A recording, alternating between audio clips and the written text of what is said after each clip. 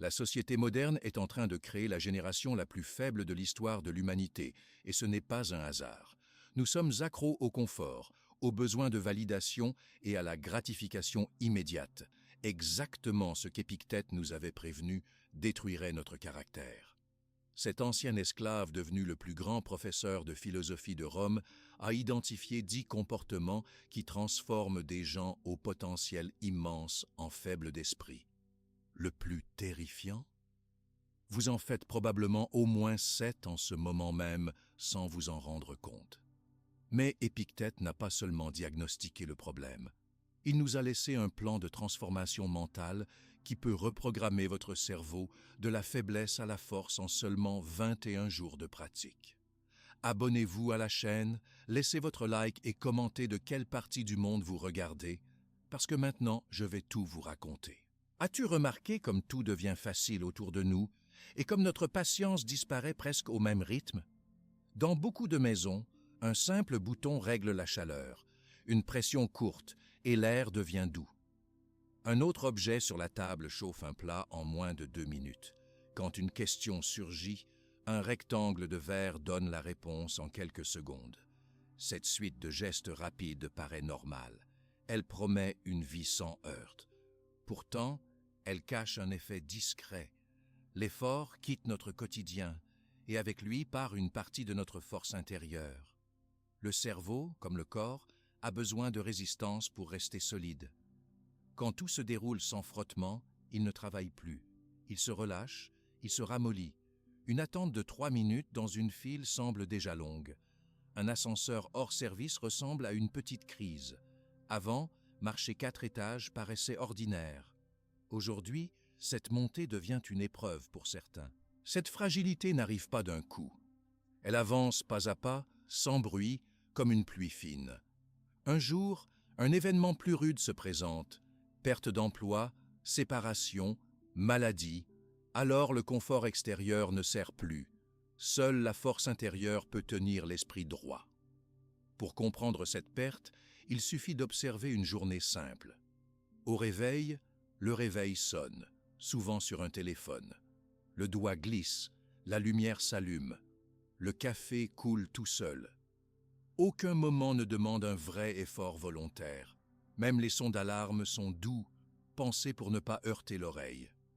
En sortant, le trajet peut se faire assis, casque sur la tête, distraction dans les oreilles. Les secondes de silence deviennent rares. Or, c'est dans ces espaces vides que la volonté se forme. Quand il n'y a rien pour occuper l'esprit, il doit produire de la pensée, du projet, de la résolution. Le soir, la nourriture arrive par une application. Le livreur sonne, la porte s'ouvre, le repas est prêt.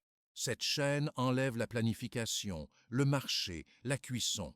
Elle gagne du temps, c'est vrai, mais elle enlève aussi la discipline de choisir les ingrédients, de gérer un feu, de patienter. Chaque outil qui simplifie la vie retire une occasion d'exercer la patience ou la constance. Ce retrait semble minime sur le moment. Sur des années, il sculpte un caractère plus fragile. Certaines personnes disent « si la technologie existe, autant en profiter ». Elles ont raison sur un point. Il n'est pas question de refuser le progrès. Les médecins utilisent des machines qui sauvent des vies. Les agriculteurs nourrissent des villes entières grâce aux moteurs puissants. Le changement utile n'est pas de brûler les écrans ou de renoncer au chauffage. Le changement utile est de voir clairement l'effet de cette douceur permanente sur nos habitudes mentales. Prenons un exemple très simple.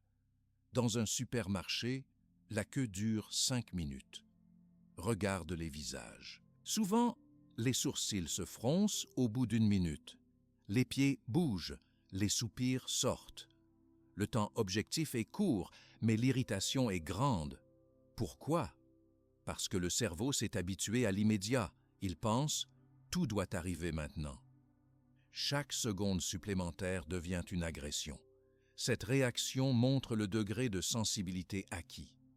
Quand un grain de sable dérègle le flux parfait, la tension monte tout de suite. Cette tension permanente use l'humeur et la santé. Le rythme cardiaque grimpe pour un détail sans importance. Le soir, le corps garde cette fatigue invisible. Le sommeil se trouble car l'esprit reste sur le qui-vive. Jour après jour, l'accumulation se sent. Irritabilité, découragement, sentiment d'être débordé pour des tâches simples. Le cercle continue, car la personne cherche encore plus de confort pour se calmer et donc affaiblit encore plus sa résistance. Il existe un moyen de tester son propre niveau de force intérieure. Il est simple. Choisis une action un peu inconfortable mais sans danger. Attendre 5 minutes sans téléphone, porter les courses sur un étage sans ascenseur, finir un verre d'eau froide le matin. Observe ensuite la réaction interne. Si l'esprit proteste fort, si le corps se crispe, c'est le signe que la tolérance à l'effort a bien baissé. Ce test n'est pas un jugement, c'est un constat. Il montre un point de départ pour reconstruire. Certaines voix affirment que la vie a toujours cherché plus de facilité et que cela n'a rien de neuf. En partie, oui, mais la vitesse actuelle est sans précédent. Tout se fait en quelques secondes, messages, paiements, vidéos. Le cerveau humain, lui, garde un rythme beaucoup plus lent, hérité de millions d'années. L'écart entre ces deux vitesses crée un tiraillement. Le corps reste celui d'un marcheur de longue distance, mais l'environnement lui propose de rester assis toute la journée. Cette discordance explique une partie de la fatigue moderne. Est-il possible de profiter du confort sans devenir dépendant? Oui, si l'on crée des moments de résistance volontaires. Par exemple, décider de marcher 15 minutes pour un trajet court au lieu de prendre une voiture, préparer un repas simple une fois par jour, lire un article entier sans sauter de ligne. Ces choix paraissent petits, mais ils entraînent le muscle de la volonté. Chaque petite victoire rappelle au cerveau qu'il peut attendre, qu'il peut persister, qu'il peut finir ce qu'il commence. Une idée clé aide beaucoup. La vigilance. Elle consiste à regarder, sans jugement, comment nos mains vont d'elles-mêmes vers la solution la plus douce. Elle note le réflexe qui ouvre la plateforme de livraison, qui cherche une série au lieu d'un livre, qui allume le chauffage à la première sensation de fraîcheur. Voir ce réflexe, c'est déjà le ralentir. Un espace de liberté s'ouvre alors, choisir oui ou non. Sans cette conscience, l'habitude agit seule, comme un pilote automatique. Beaucoup de personnes ne découvrent leur manque de force intérieure que lors d'un choc. Licenciement, rupture, mauvaise nouvelle médicale. Elles sentent soudain un vide, une incapacité à tenir. Elles disent « je ne me reconnais pas ». En réalité, elles se sont éloignées d'elles-mêmes doucement chaque jour en suivant le chemin le plus facile. Comprendre ce lien entre douceur matérielle et faiblesse de volonté devient donc urgent. Il ne s'agit pas de cultiver la difficulté pour la difficulté. Il s'agit de garder un niveau minimal de défi pour que l'esprit reste ferme. De la même façon qu'un muscle se maintient avec un peu d'exercice régulier, la volonté se maintient avec des actes simples, finir une corvée, attendre son tour, accepter une température un peu fraîche sans se plaindre. Ces actes ne demandent ni argent, ni talent spécial. Ils demandent un choix conscient. Un autre danger du confort illimité est la perte de gratitude. Quand l'eau chaude sort tous les jours, on oublie que c'est un privilège. Quand la lumière s'allume à toute heure, on oublie qu'elle a un coût. Cette amnésie réduit la joie quotidienne. Tout devient acquis, donc rien ne surprend, rien ne ravit. La joie cherche alors des stimuli plus forts, souvent artificiels, pour se sentir encore vive. C'est un appétit sans fin. Restaurer la gratitude passe par l'attention. Un court instant avant d'appuyer sur l'interrupteur, on peut se dire « Je suis content que cette lampe existe ». Avant de lancer la bouilloire, on peut penser « L'eau chaude est un cadeau ». Ces secondes de reconnaissance nourrissent une force interne douce mais solide. Elles rappellent que la vie n'est pas seulement une suite de droits, mais aussi une suite de chances. Quand la force intérieure grandit, les petites contrariétés perdent de leur pouvoir. Un train en retard reste un fait, il ne devient plus une tragédie. Un commentaire sec d'un collègue reste une phrase. Il ne se transforme pas en tempête émotionnelle. Le monde extérieur continue avec ses aléas, mais l'esprit tient le gouvernail. Pour parcourir ce chemin, il est utile de connaître les habitudes précises qui affaiblissent la volonté. Elles sont souvent invisibles, car elles se camouflent dans le confort.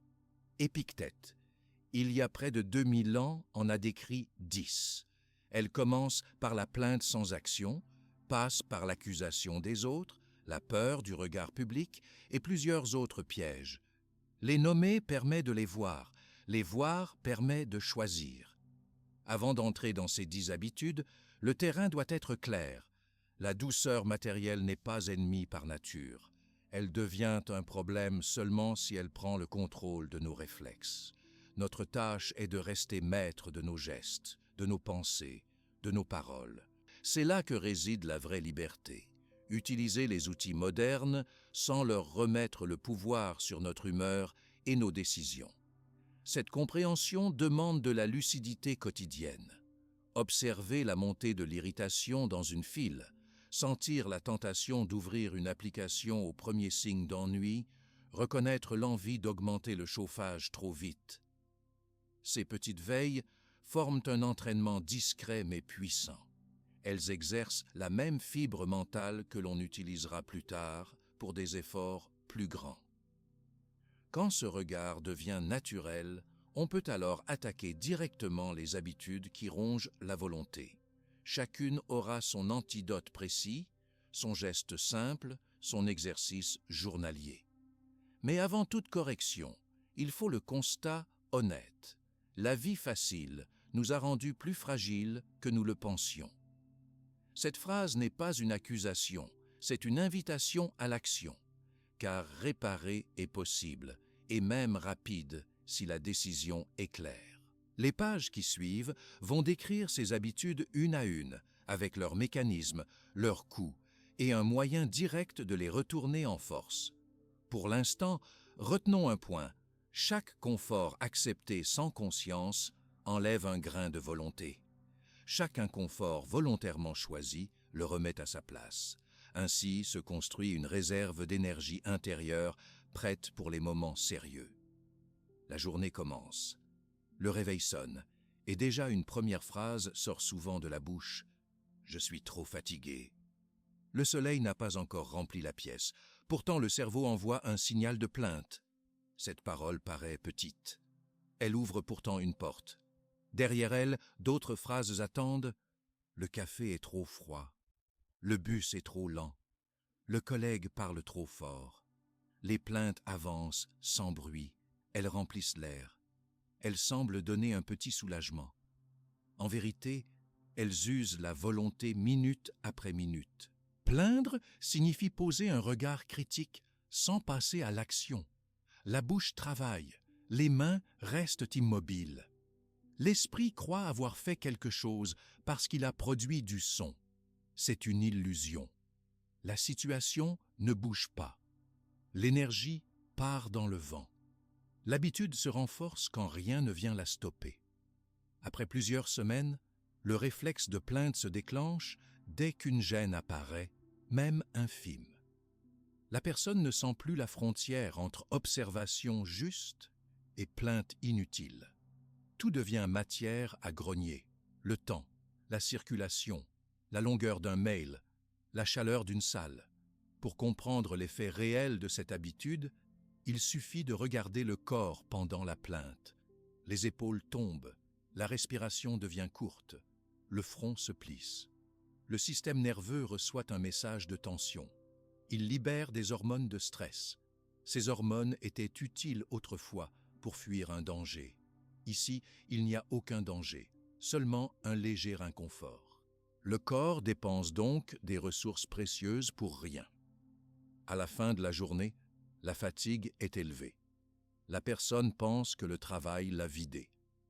Une partie de cette fatigue vient en fait des centaines de micro-plaintes qui ont serré les muscles et accéléré le cœur. Il existe aussi un coût social.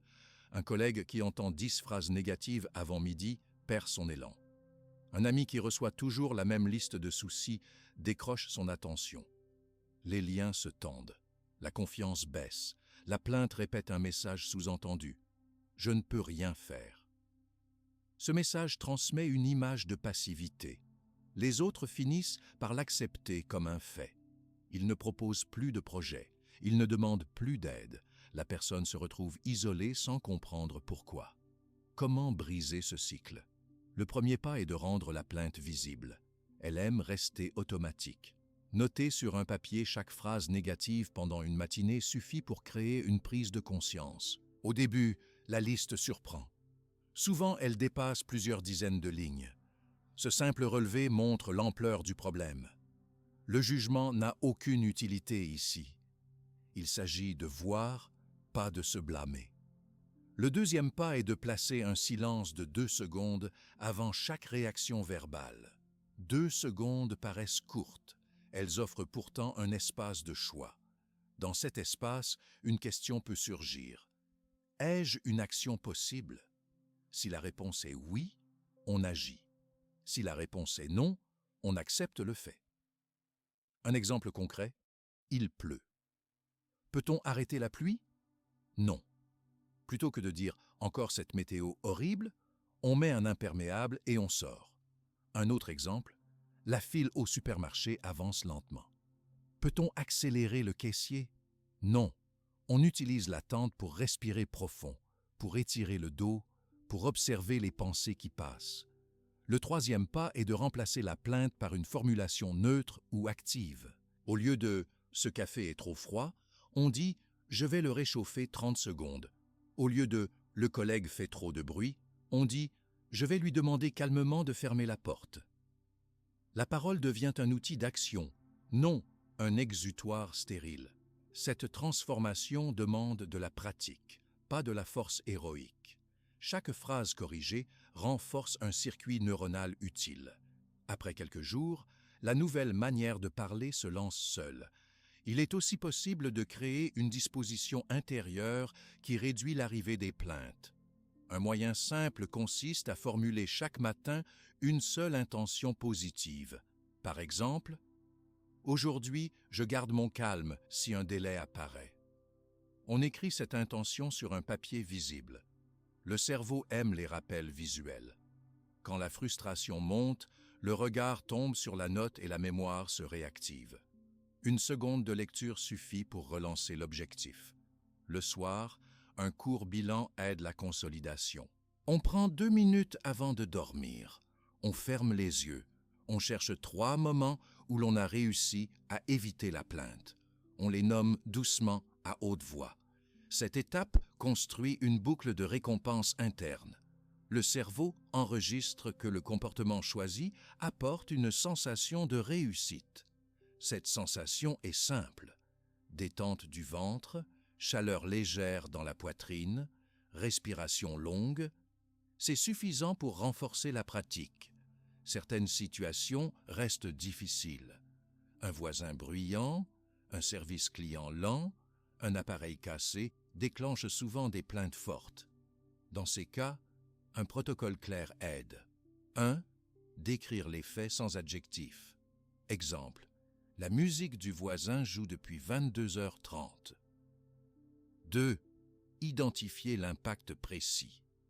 Exemple. Je n'arrive pas à dormir. 3. Choisir un pas concret réalisable. Exemple. Je frappe à sa porte et je lui demande de baisser. Si cela ne suffit pas, j'utilise des bouchons d'oreille. Cette méthode bloque la spirale de gémissement. Elle dirige l'énergie vers la solution la plus simple disponible. La technologie peut aider ou nuire. Un fil de discussion rempli de critiques peut enclencher la colère. Un journal télévisé centré sur les problèmes peut pousser à commenter sans agir. Décider de limiter ses sources limite aussi la tentation de se plaindre. À l'inverse, un enregistrement audio positif ou un livre bref sur la discipline nourrit la partie active du cerveau. Chacun choisit son environnement médiatique comme il choisit sa nourriture, avec discernement. Une autre clé est le mouvement. Le corps en action consomme le surplus d'énergie négative.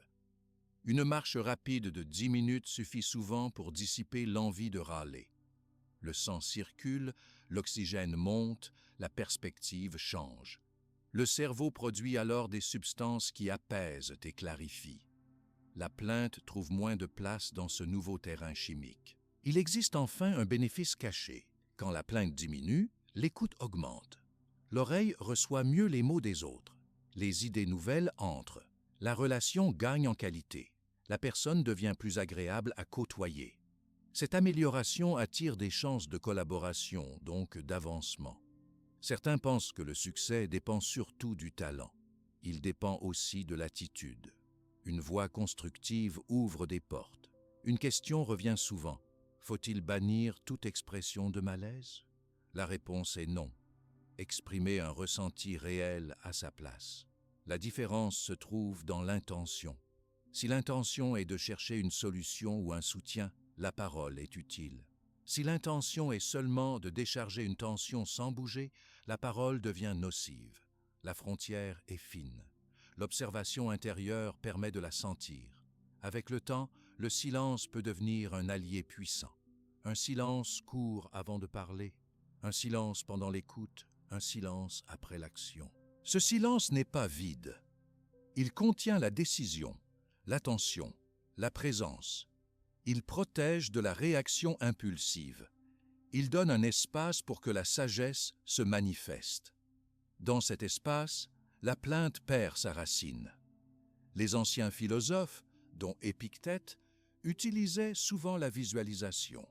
Elle consiste à se préparer mentalement à une gêne prévue. Exemple concret, imaginez le train en retard avant d'aller à la gare. Le mental vit la scène, accepte l'émotion, choisit la réponse calme. Quand la scène réelle arrive, la réaction constructive sort vite. La plainte n'a plus le temps de naître. Après plusieurs semaines de pratique, les bénéfices se voient. Le visage reste détendu plus longtemps. La voix garde un ton régulier. Les collègues notent une énergie stable. Les dossiers avancent plus vite, car moins de temps part dans la parole négative. Le soir, la fatigue baisse. Le sommeil gagne en profondeur. Ce sont des signes clairs que la volonté reprend de la vigueur. Il peut arriver une rechute. Une journée de stress massif déclenche à nouveau un flot de plaintes. Aucun problème. On constate, on respire, on reprend la pratique dès le matin suivant. Le progrès ne suit pas une ligne droite. Il suit une tendance générale. Tant que la direction est bonne, la méthode fonctionne. Toutes ces étapes semblent simples. Elles le sont. Leur puissance vient de la répétition. Le cerveau adore la répétition. Chaque fois qu'une phrase de plainte se transforme en phrase d'action, un pont neuronal se renforce. Ce pont devient bientôt une autoroute. À ce moment-là, la nouvelle habitude nécessite peu d'efforts conscients. Une dernière remarque, certaines cultures professionnelles valorisent la plainte. Elles l'appellent « sens critique ». Il ne faut pas confondre. Le sens critique observe un fait, propose une amélioration et participe à la mise en œuvre. La plainte reste au stade de la parole. Apporter ce distinguo dans une équipe peut changer l'ambiance. Proposer chaque fois une idée de solution après avoir pointé un problème montre l'exemple. Peu à peu, les échanges se transforment. Quand la plainte perd sa place, la responsabilité personnelle trouve la sienne. Cette responsabilité est le socle sur lequel d'autres qualités peuvent grandir. La première de ces qualités est la capacité de regarder à l'intérieur avant de pointer l'extérieur. Ce regard sera nécessaire pour aborder d'autres habitudes qui mettent souvent les torts sur le monde autour. La route vers une volonté solide continue avec cette nouvelle base. Prendre la responsabilité de ses propres gestes change déjà beaucoup de choses. Pourtant, un autre réflexe attend souvent dans l'ombre, montrer du doigt l'extérieur quand une difficulté arrive. Le logiciel plante, le collègue tarde, la machine se bloque et la phrase sort vite. Ce n'est pas ma faute. Cette phrase semble protéger l'ego, mais elle draine la force intérieure. Tant que la cause reste ailleurs, l'action reste ailleurs. L'esprit reste spectateur et non acteur. Regardons une scène courante. Une équipe prépare un rapport important. La date de remise approche. Un membre oublie de vérifier une donnée. Le client signale l'erreur. Immédiatement, les regards se tournent vers la personne qui a recueilli les chiffres, vers celui qui devait les relire, vers la chef de projet. Chacun veut prouver son innocence. Les heures passent en justification. Pendant ce temps, la correction réelle prend du retard. Le problème grandit, car personne ne se penche vraiment dessus. La recherche du coupable use l'énergie qui devrait servir à réparer. Ce réflexe naît très tôt. Un enfant casse un verre et dit « c'est la table qui a bougé ».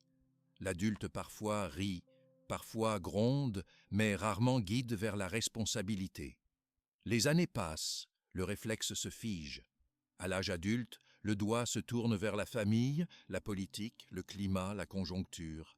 Plus la cause semble lointaine, plus la personne se sent absoute. Pourtant, le résultat reste, la situation ne s'améliore pas. Épictète rappelait une question clé. Quelle part dépend de moi? Même minime, la réponse existe presque toujours. Un train a du retard?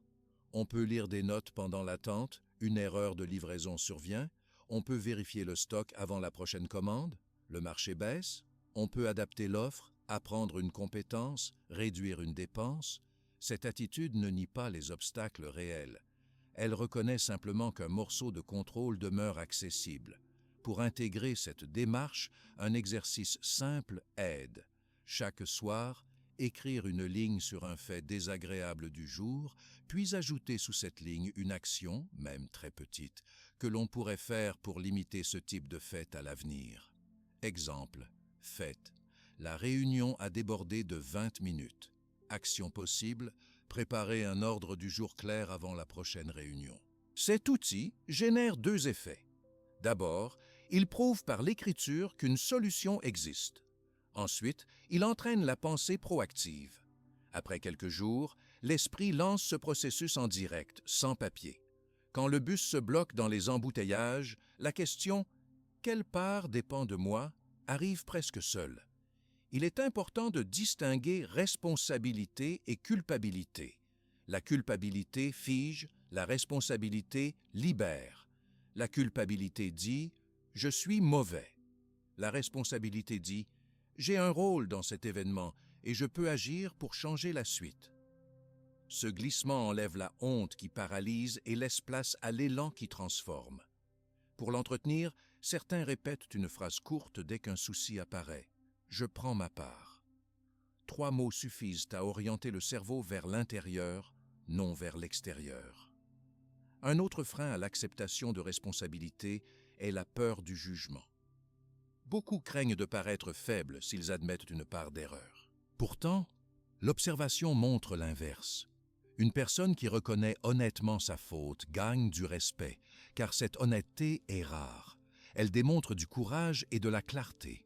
Les partenaires de travail se sentent en confiance, car ils savent qu'elle dira la vérité la prochaine fois aussi.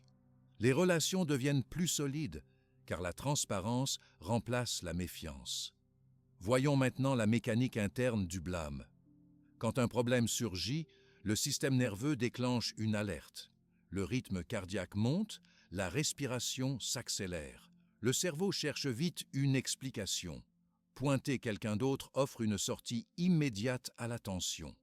Le corps se calme un instant, car il croit avoir trouvé la cause. Cette boucle crée une récompense trompeuse. Pour la désamorcer, il faut accepter de rester quelques secondes avec la tension sans céder à l'accusation. Respirer lentement, sentir le battement du cœur, puis poser la question clé. C'est un mini-entraînement au courage. Certains contextes rendent le blâme presque automatique. Des organisations valorisent la compétition interne. Chacun défend son territoire. Dans ces milieux, assumer une erreur semble risqué. Pourtant, même là, l'effet à long terme d'une responsabilité assumée se distingue. Les décideurs remarquent la personne qui résout au lieu de pointer. Ils confient plus de projets, car ils perçoivent une fiabilité. Prendre sa part devient ainsi un facteur de progression, même si à court terme cela peut sembler coûteux. Un outil visuel peut soutenir la pratique. Tracez 2 cercles concentriques sur une feuille. Le cercle intérieur représente ce qui dépend de moi. Le cercle extérieur représente le reste. Quand un événement se produit, on écrit les éléments contrôlables dans le premier cercle et les autres dans le second. Le simple fait de voir la répartition évite la confusion. Il révèle que même dans une crise, quelques éléments demeurent entre nos mains. Prenons un cas plus délicat. Un collègue livre un travail incomplet et notre propre dossier en souffre. Le réflexe classique est de dire « c'est lui le problème ». Le cercle de contrôle propose une autre lecture. Nous ne contrôlons pas la rigueur de ce collègue, mais nous pouvons clarifier les attentes à l'avance, prévoir une marge de temps, offrir une aide, signaler plutôt un manque d'information. En activant un de ces leviers, on réduit la dépendance et on protège le résultat final. La frustration baisse, le produit s'améliore. Au niveau personnel, cette pratique renforce l'estime de soi. Chaque acte choisi redonne la preuve que l'on peut influer sur sa vie. Cette preuve nourrit un sentiment de capacité. Plus ce sentiment grandit, moins la peur gouverne. Le stress diminue car le cerveau sait qu'une réponse existe. Même modeste, cette réponse suffit à rompre la sensation d'impuissance. Parlons maintenant du langage. Les mots façonnent la pensée. Remplacer « Il m'a mis en colère » par « Je me suis mis en colère après ces paroles » transforme la phrase. Le sujet actif revient à soi.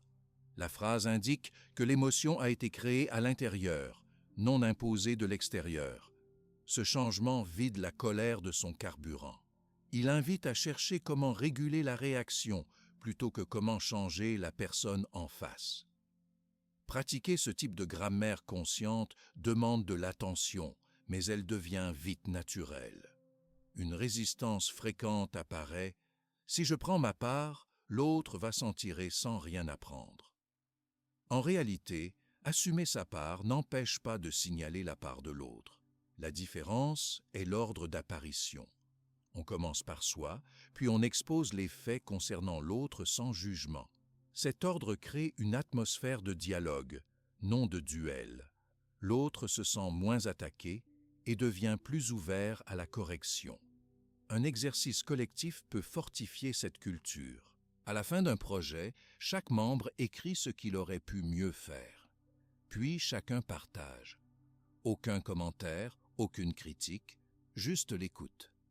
Ce rituel habitue le groupe à la responsabilité partagée. Il brise la peur du blâme public. Les projets suivants gagnent en fluidité. Certaines réalités restent hors de portée. Une catastrophe naturelle, une crise mondiale, une maladie grave peuvent dépasser tout contrôle personnel. Même alors, un petit espace d'action demeure. La manière de réagir, de soutenir les proches, de respecter un traitement, de organiser la journée. Se concentrer sur cet espace ne nie pas la douleur. Il lui donne un cadre gérable. L'esprit respire mieux quand il sait quoi faire, même à petite échelle.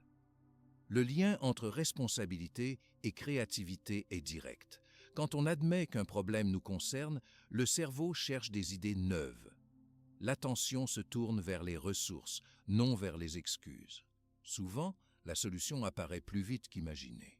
La motivation suit, car l'action nourrit l'espoir.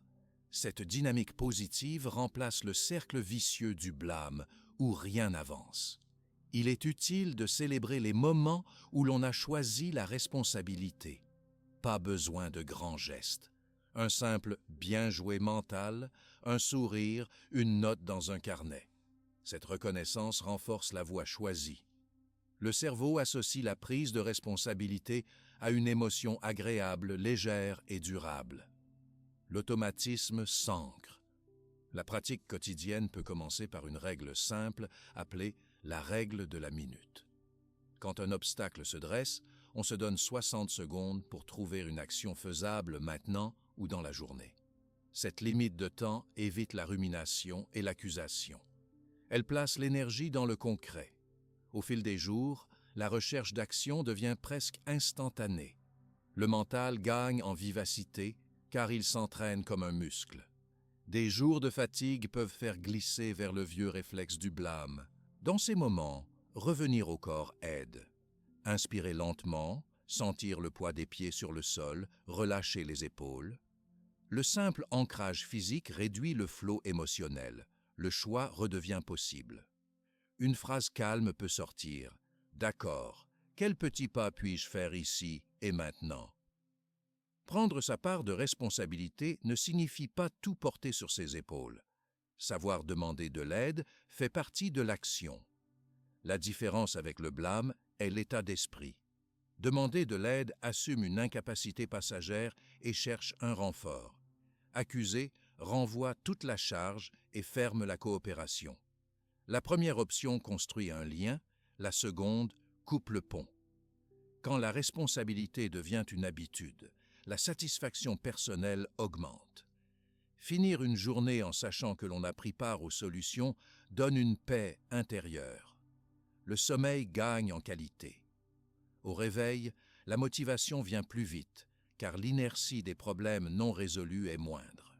Cette boucle vertueuse soutient tous les autres domaines de la vie. Le voyage vers une volonté solide continue. Chaque habitude transformée ouvre la voie à la suivante. Après la plainte et l'accusation, un autre frein attend souvent les esprits, la peur du regard public, celle qui retient les idées et les questions. Elle agite en silence, comme une main invisible sur la bouche. La route vers plus de force intérieure passe aussi par la libération de la parole quand elle est utile. La bouche s'ouvre, mais aucun son ne sort. Le cerveau a préparé une question simple, pourtant la gorge se serre. Autour de la table, les collègues attendent. L'instant semble durer une éternité. Finalement, la réunion poursuit son cours et la question reste dans l'ombre. Ce petit silence, presque invisible, illustre la peur du regard public.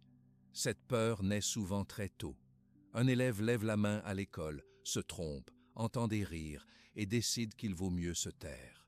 L'événement s'efface de la mémoire consciente, mais la sensation, elle, reste gravée. Plus tard, à l'université ou en entreprise, la peur s'active dès qu'il faut parler devant plusieurs personnes. Le cœur accélère, la bouche devient sèche, les mains tremblent. La personne imagine déjà des critiques, des jugements, des moqueries. Tout cela se passe dans la tête, et pourtant le corps réagit comme si le danger était réel. Les conséquences dépassent la gêne passagère. Une idée qui n'est pas exprimée peut sauver un projet, clarifier un point, ouvrir une nouvelle voie. En gardant le silence, la personne se prive de ses chances. Elle laisse aussi ses talents dormir. Avec le temps, la confiance diminue. Le cerveau enregistre chaque occasion manquée comme une preuve de faiblesse. Ce cercle vicieux réduit l'élan créatif. Pour comprendre le mécanisme, observons-le pas à pas. Un stimulus arrive, une question posée en public ou une situation qui demande de prendre la parole. Le cerveau prédit un risque social. Il projette une image négative, peut-être un rire, un regard désapprobateur, un commentaire tranchant. Dès cette projection, le système nerveux active la réponse de défense. Les muscles se tendent, la respiration se bloque. L'esprit cherche la porte de sortie la plus rapide. Rester muet, baisser les yeux, faire semblant de réfléchir. Le risque imaginé disparaît, le corps se détend un peu et la personne pense avoir évité un danger.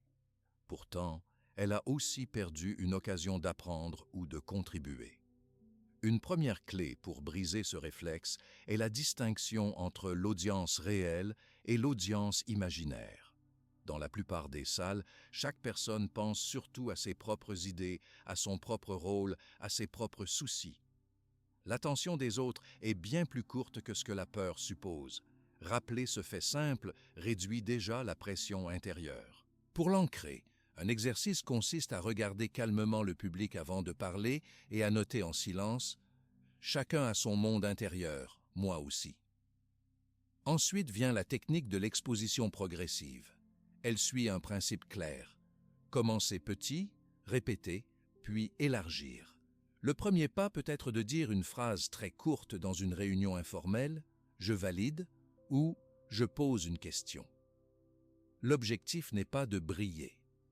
L'objectif est de prouver au corps qu'il peut survivre à l'exposition. Réussir ce micro-défi libère une dose de confiance. On répète le même pas durant quelques rencontres. Une fois la tension réduite, on ajoute une phrase supplémentaire, puis deux, puis un petit point de vue. Ces augmentations légères rassurent le système nerveux. Le danger perçu baisse parce que l'expérience positive s'accumule. Le soutien de la respiration est central.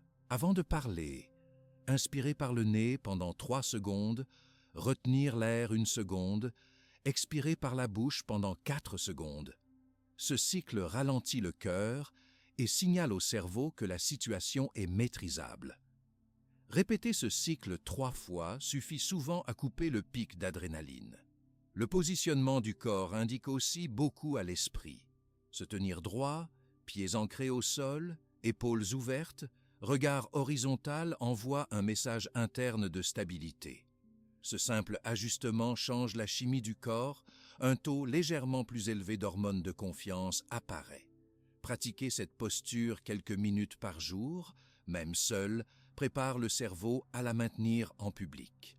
La préparation mentale, avant une prise de parole, renforce encore la sécurité intérieure. Elle se fait en 3 étapes courtes. Première étape, visualiser la salle ou l'écran, les visages, la lumière. Deuxième étape, visualiser la phrase d'ouverture, claire et simple. Troisième étape, visualiser la réaction neutre ou positive du public. Ce scénario répété plusieurs fois dessine une trace rassurante. Le jour venu, le cerveau suit le plan imaginé et déclenche moins d'alarmes. L'entourage joue un rôle. Partager la démarche avec un ami de confiance permet de recevoir un retour bienveillant. Organiser de petits échanges réguliers, par exemple un résumé de livre de 3 minutes, offre un terrain sûr pour tester la voix. L'ami note un point fort et un seul axe de progrès. Ce cadre protège de la critique dure et stimule l'amélioration. Il est aussi utile de définir l'intention précise avant chaque prise de parole. Si l'intention est d'apporter de la clarté ou de la valeur, le focus reste sur le contenu, non sur l'ego. L'anxiété vient souvent d'une surconcentration sur soi. Vais-je paraître compétent? Vais-je être aimé? Déplacer l'attention vers le service rendu soulage la pression. Une phrase simple aide « Je propose cette information pour soutenir le groupe ». Quand l'erreur arrive malgré tout, l'important est la réaction immédiate. On peut reconnaître froidement le fait « Je me suis trompé sur ce chiffre, je vais le corriger ». Cette franchise calme le public et calme surtout le narrateur. L'erreur cesse d'être un monstre caché. Elle devient un événement factuel, corrigé, terminé. Le cerveau enregistre que l'on peut se tromper et continuer. Cette expérience affaiblit la peur pour la prochaine fois. Certaines situations restent très chargées, comme parler devant un grand auditoire ou présenter un projet décisif. Dans ces cas, un entraînement plus poussé peut s'imposer. Filmer une répétition, écouter le ton de la voix, ajuster. L'auto-observation ainsi facilitée montre des détails que la mémoire n'attrape pas. Petit à petit, le discours devient plus fluide, plus précis, plus court. La confiance suit parce qu'elle repose sur un socle réel de compétences. Un piège répandu est la comparaison constante. Voir un orateur charismatique et se dire « je ne serai jamais à ce niveau ». Cette pensée stoppe l'élan. La bonne mesure est le progrès personnel, pas la performance d'un modèle. Noter les points concrets améliorés d'une session à l'autre nourrit une motivation stable. Par exemple, volume de la voix plus régulier, regard distribué sur 3 personnes au lieu d'1, débit plus posé. L'écriture peut aussi servir de tremplin. Rédiger l'idée sur un carnet donne une version claire. puis lire cette version à voix haute, seul d'abord, puis devant un groupe réduit. L'enchaînement écriture, lecture, discussion installe un passage naturel vers la parole libre. Le contenu prend forme, la langue se délie.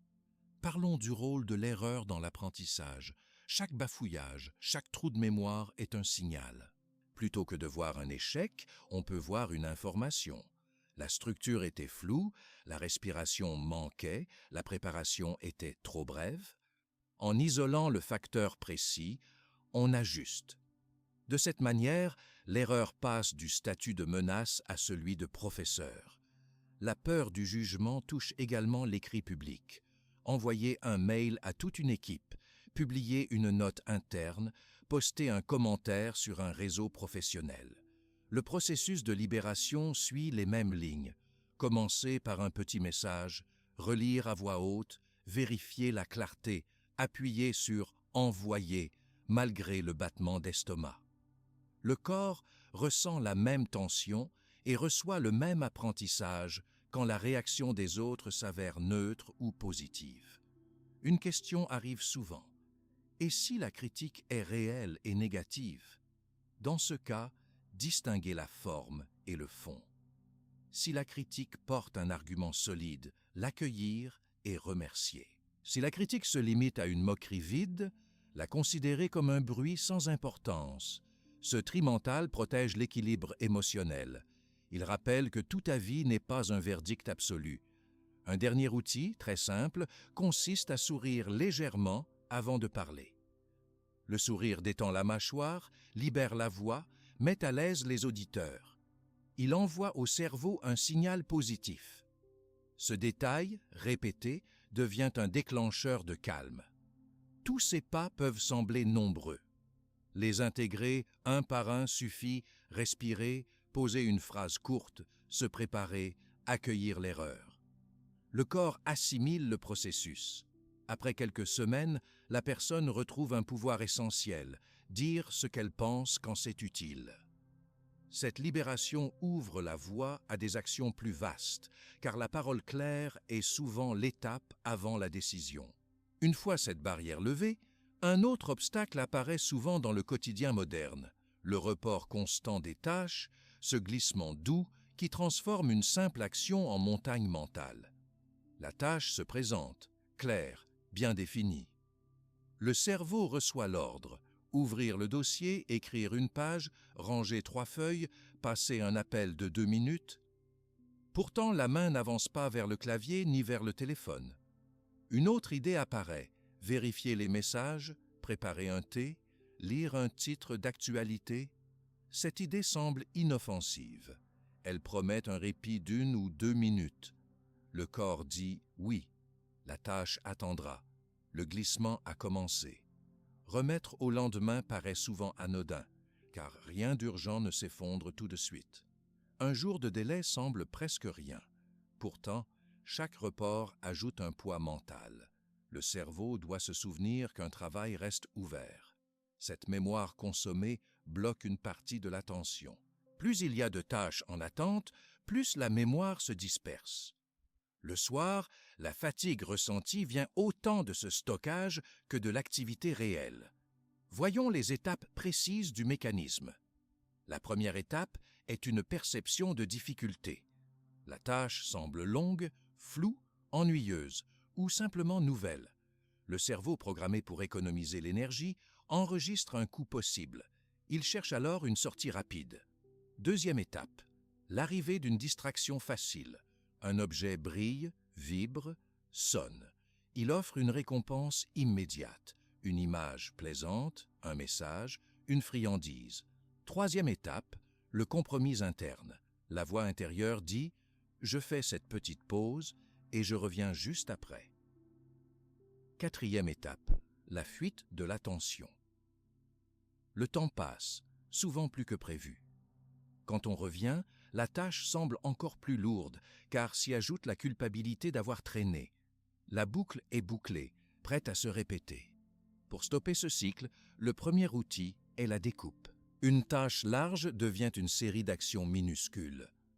Par exemple, rédiger le rapport final se transforme en ouvrir le document, puis taper le titre, puis écrire 3 phrases d'introduction.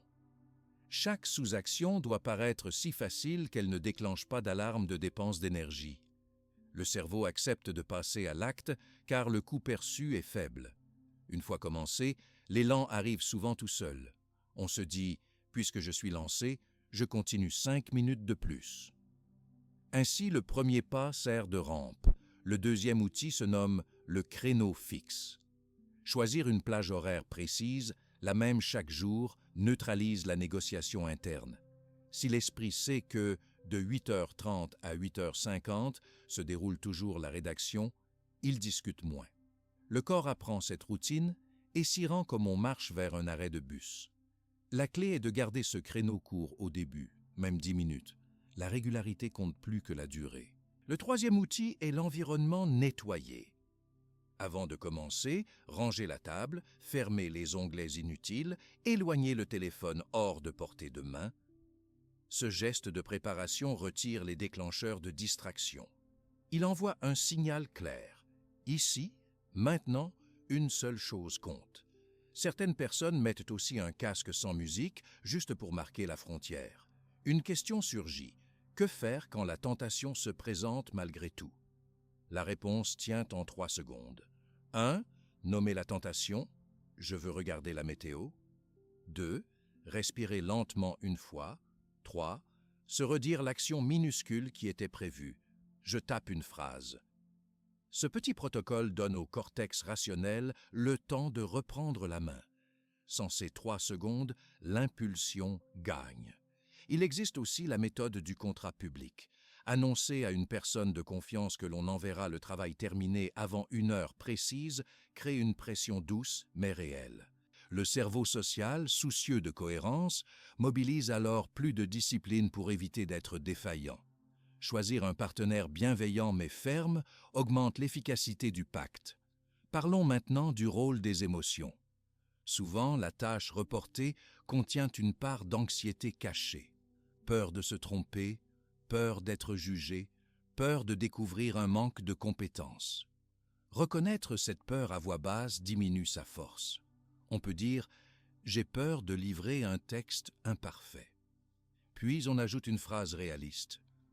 Un texte imparfait est le premier pas vers un texte amélioré. Cette acceptation ouvre la porte à l'action sans exiger la perfection. La récompense différée aide aussi. Proposer à soi-même une pause agréable seulement après un bloc de travail crée une association positive. Par exemple, quand j'aurai relu 2 pages, je boirai un café.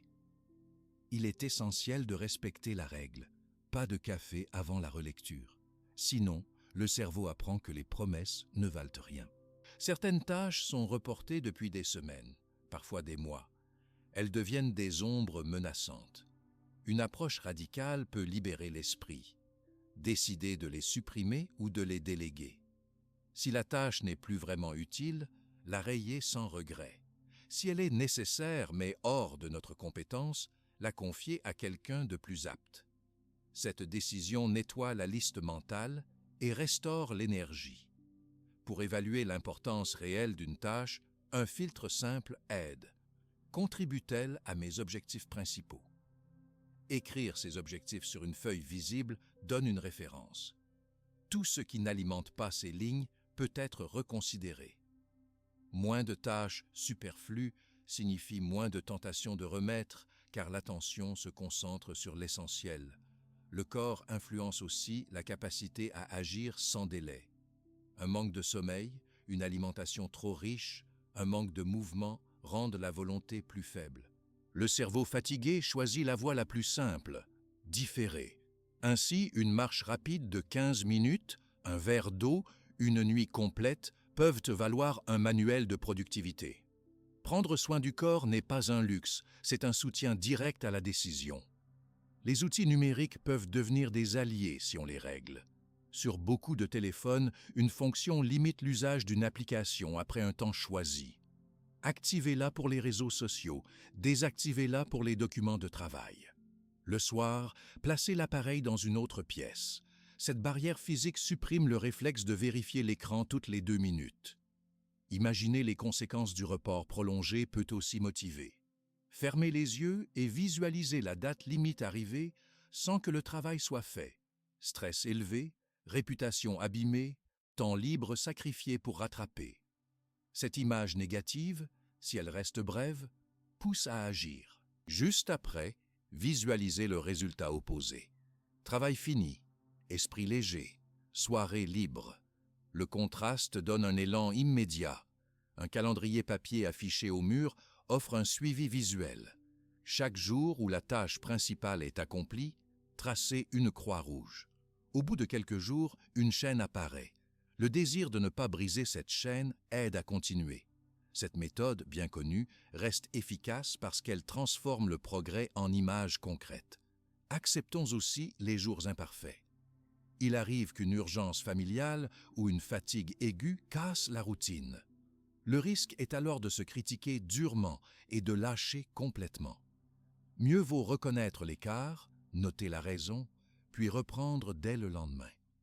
La régularité se mesure sur des semaines, pas sur 24 heures isolées. Les retours positifs renforcent la promptitude future. Après avoir livré un travail sans retard, prenez 10 secondes pour savourer la sensation. Légèreté dans les épaules, respiration plus ample. Ce micro-plaisir ancre la valeur de l'action immédiate. Le cerveau aime répéter ce qui apporte une bonne sensation.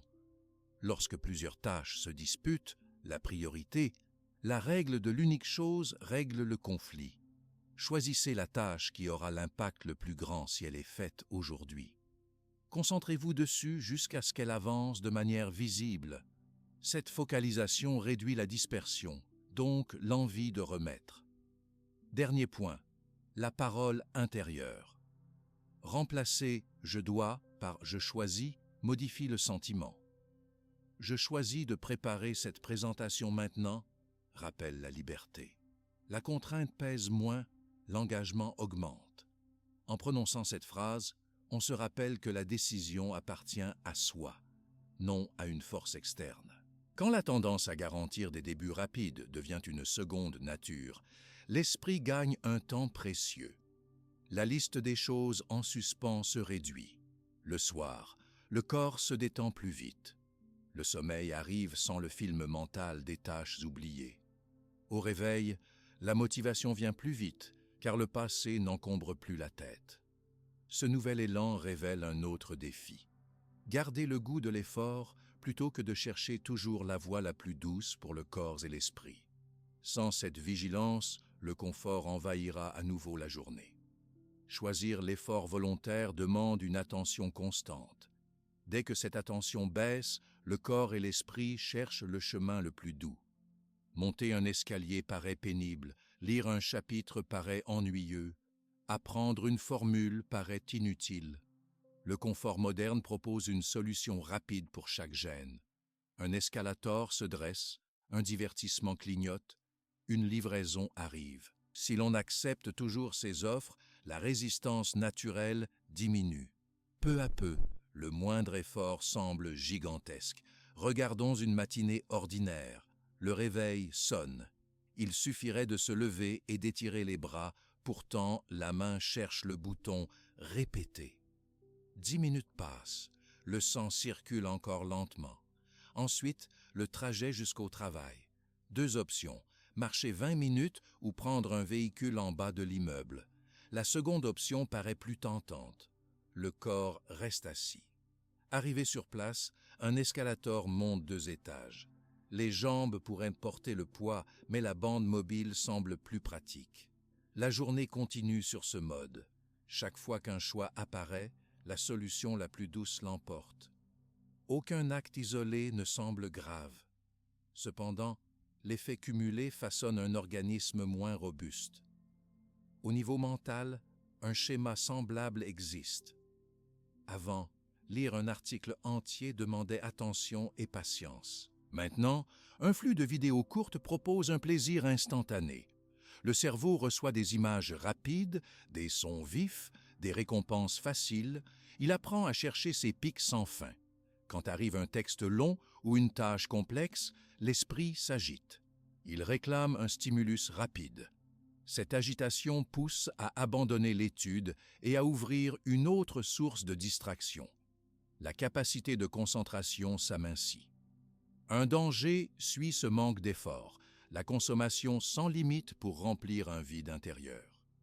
Le corps, peu sollicité, ressent moins l'énergie naturelle après un bon mouvement. L'esprit, dispersé, éprouve moins la satisfaction d'un travail accompli. Alors, il cherche un soulagement artificiel. Certains mangent au-delà de la faim, d'autres enchaînent des épisodes de séries, d'autres achètent des objets dont ils n'ont pas besoin. Le soulagement vient, mais très vite, il disparaît. Le vide revient plus large. La boucle recommence. Comment sortir de cette spirale? Le premier pas est l'observation honnête. Pendant une journée, notez sur un carnet chaque moment où l'on choisit la voie facile. Ascenseur pris, vidéo lancée, friandises avalées sans fin. Le soir, relire la liste. Voir noir sur blanc, la somme de ses choix crée un choc salutaire. Sans ce miroir, l'habitude reste floue et donc puissante. Le deuxième pas est l'introduction d'un effort volontaire et bref. Par exemple, décider de monter un seul étage par les marches chaque jour. Ou lire 5 pages d'un livre avant tout écran de loisir. Ou tenir une planche abdominale pendant 30 secondes le matin. Ces actions courtes semblent presque ridicules. Pourtant, elles réveillent la fibre de la volonté. Elles envoient au cerveau un message clair. L'effort fait partie de la vie quotidienne. Après une semaine, on peut augmenter légèrement la durée ou la fréquence, mais jamais plus de 10% à la fois pour éviter la rupture brutale. Le troisième pas concerne la consommation impulsive. Ici, un délai obligatoire aide beaucoup. Quand l'envie d'acheter ou de manger apparaît, on attend 10 minutes. Pendant ce laps de temps, on boit un verre d'eau, on respire doucement, on observe la sensation dans le corps. Souvent, l'impulsion retombe d'elle-même. Si l'envie persiste après le délai, on peut décider en conscience. Ce filtre simple réintroduit la liberté entre le désir et l'acte. Pour renforcer ces nouvelles pratiques, préparer l'environnement reste essentiel. Si les escaliers sont cachés et les escalators bien visibles, placez volontairement son chemin près des marches. Si la boîte de biscuits repose sur la table, la rangez dans un placard haut. Si le téléphone clignote sans cesse, passez l'écran en noir et blanc et coupez les alertes sonores. Le cerveau suit la voie la plus évidente. Autant rendre la voie saine plus accessible. Le soutien social joue aussi. Partager son objectif avec un ami ou un collègue crée un témoin bienveillant. On peut convenir d'un message court chaque soir, marche faite ou 5 pages lues. Cette simplicité suffit. Le regard de l'autre renforce la constance, sans jugement lourd. Certaines personnes forment de petits groupes de 3. Chacun annonce la micro-action prévue pour la semaine et célèbre celle des autres.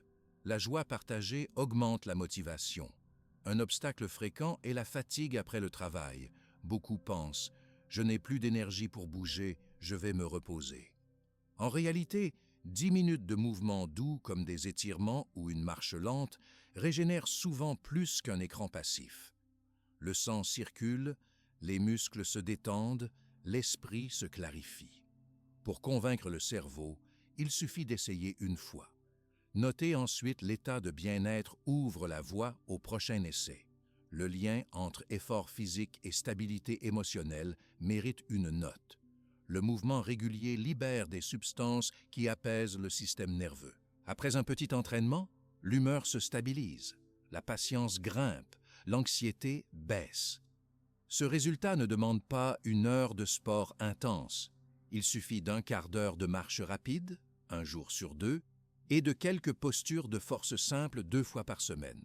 Ainsi, le cercle vertueux commence, plus de mouvement, meilleure humeur, moins de besoin de consommation artificielle.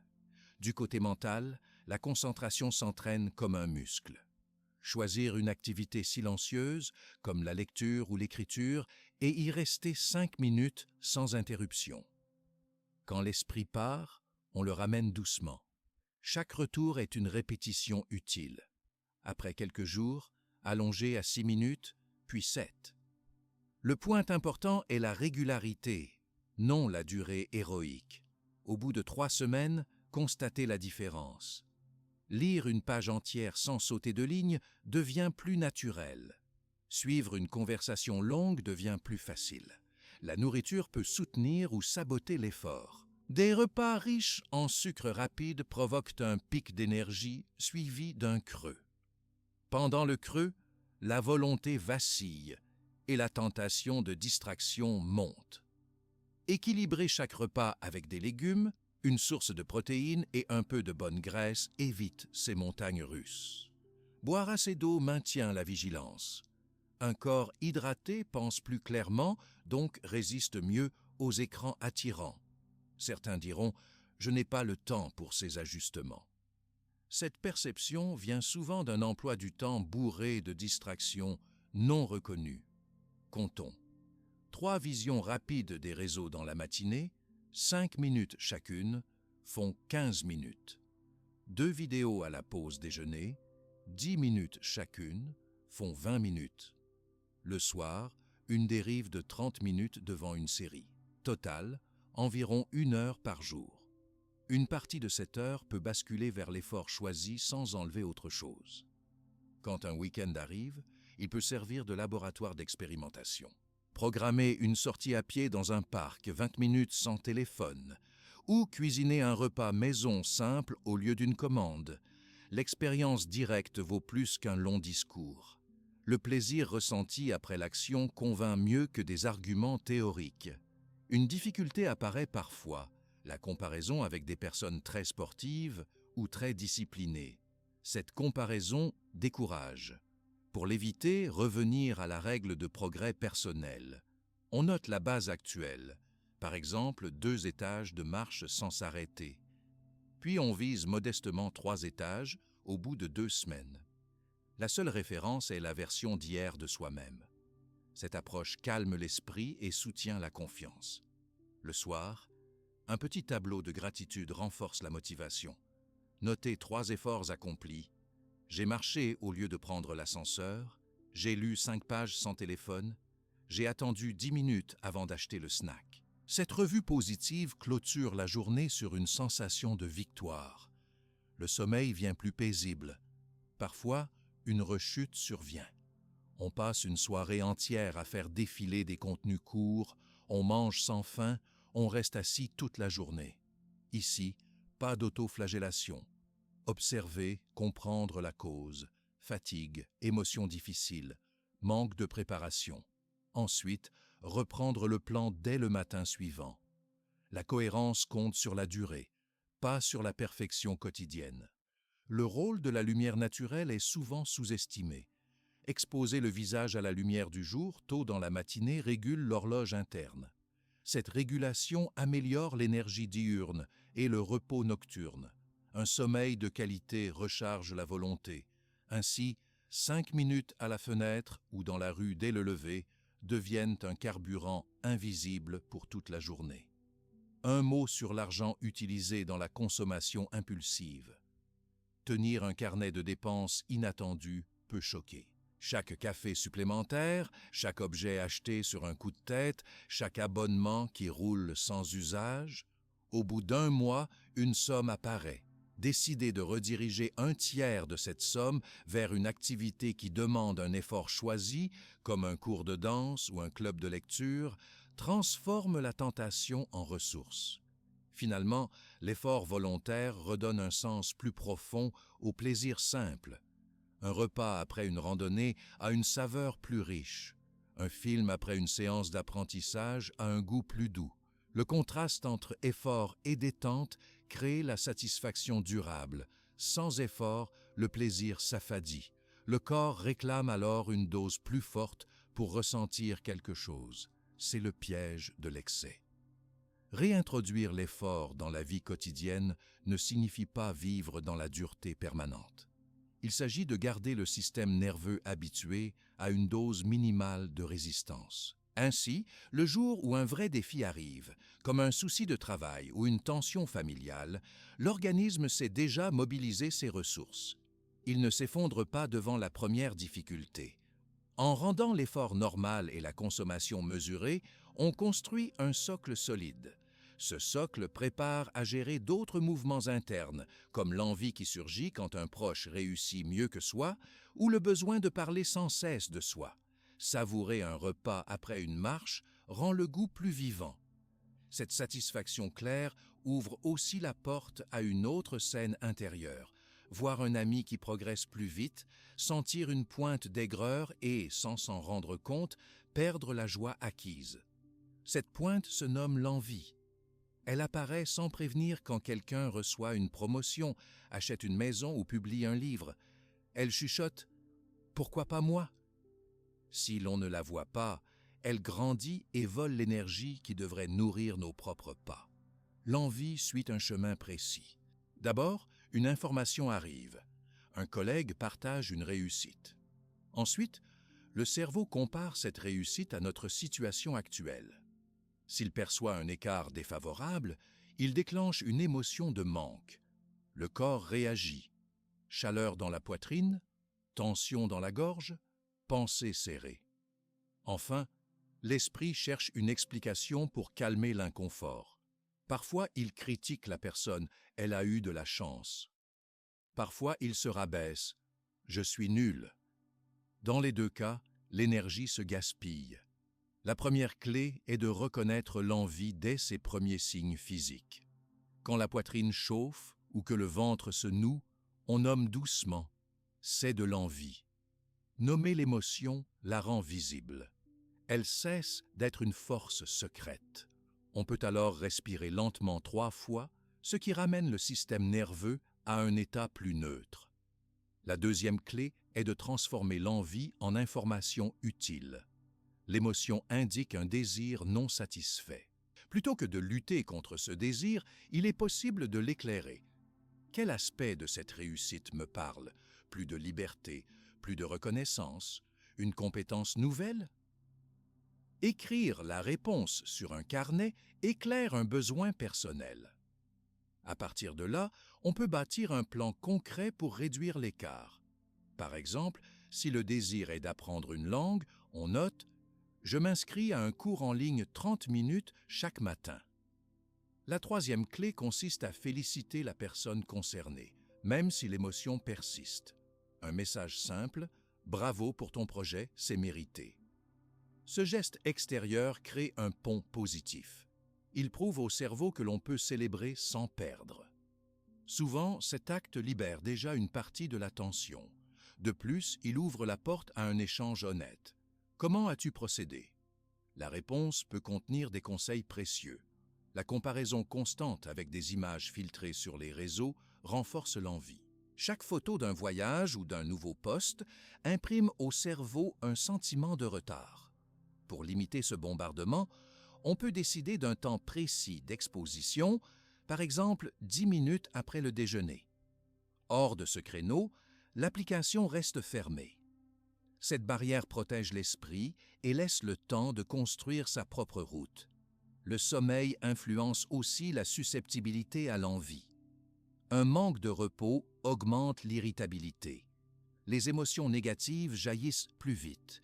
Garder un rythme stable, se coucher à la même heure, éteindre les écrans 1 heure avant, aide à maintenir un niveau d'humeur plus calme, donc moins réactif à la comparaison.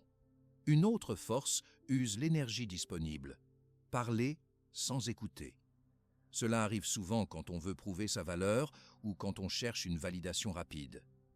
La bouche se lance, raconte le détail de la journée, coupe les phrases des autres, ne laisse pas de silence. Pendant ce temps, l'auditeur se ferme. Il ressent que son expérience ne compte pas. La connexion diminue. Pour observer cette habitude, on peut compter mentalement le nombre de phrases prononcées sans interruption pendant une conversation.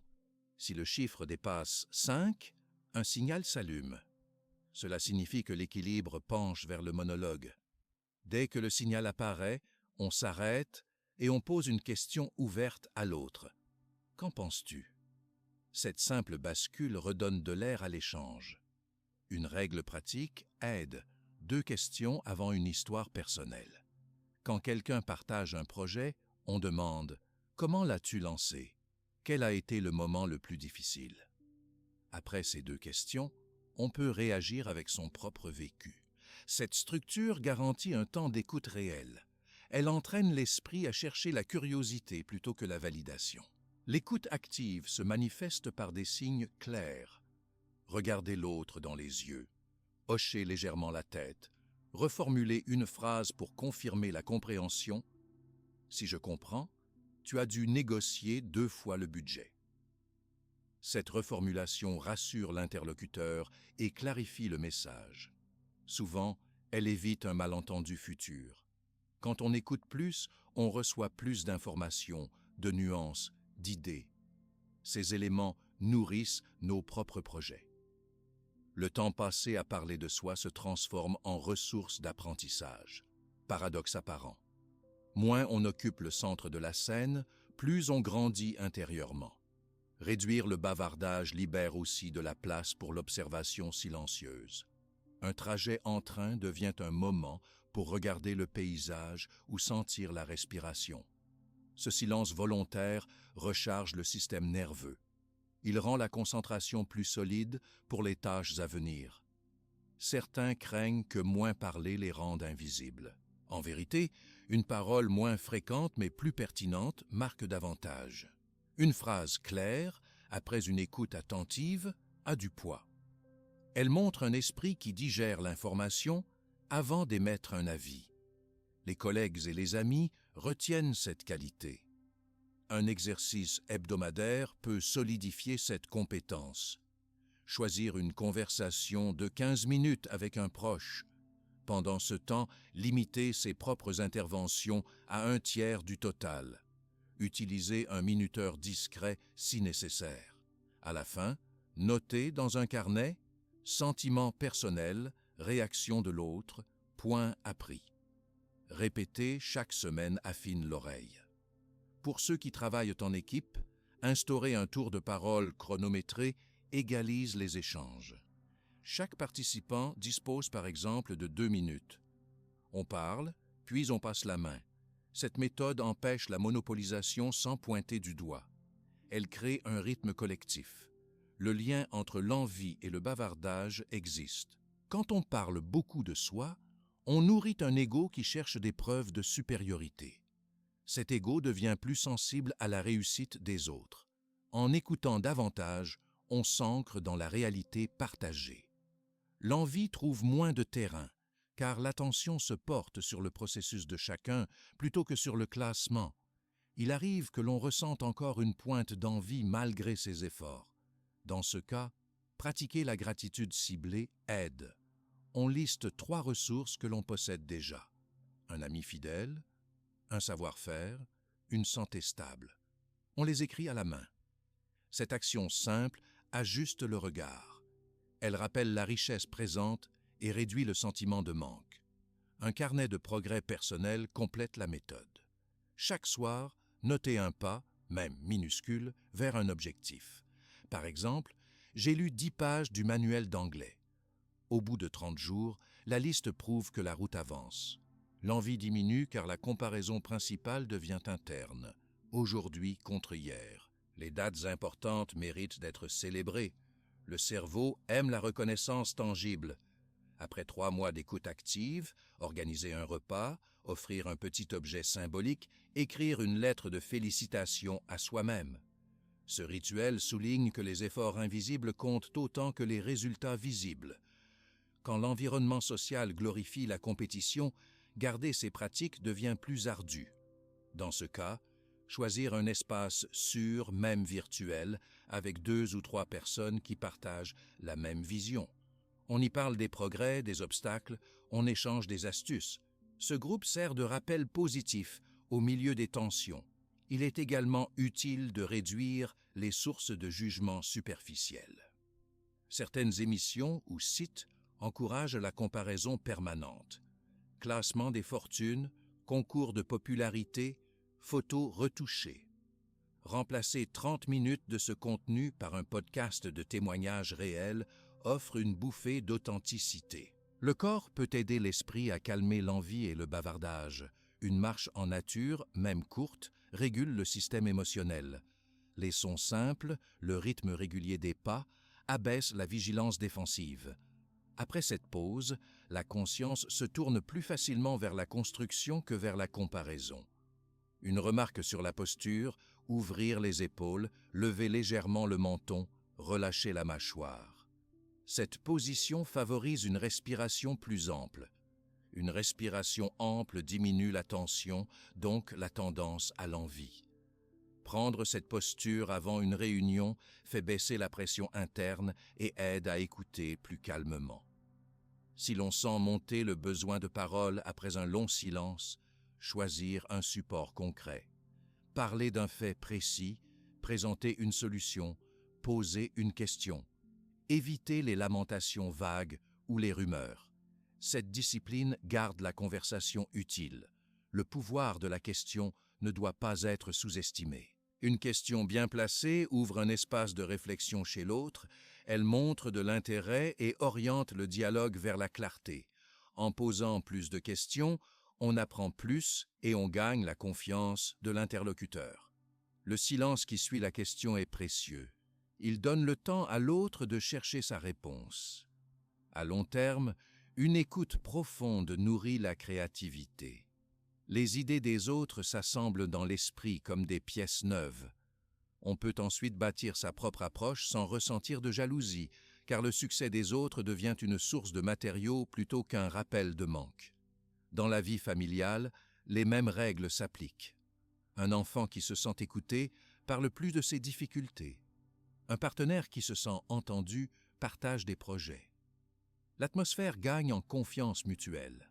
L'envie perd du terrain car chacun mesure les efforts réels derrière chaque victoire. Quand des tensions apparaissent malgré tout, revenir aux bases, respiration, nomination de l'émotion, questions sur le besoin réel. Ces gestes simples empêchent le conflit de gonfler. Ils ramènent la discussion au présent. La transformation de l'envie en inspiration et du bavardage en écoute crée un terrain intérieur stable.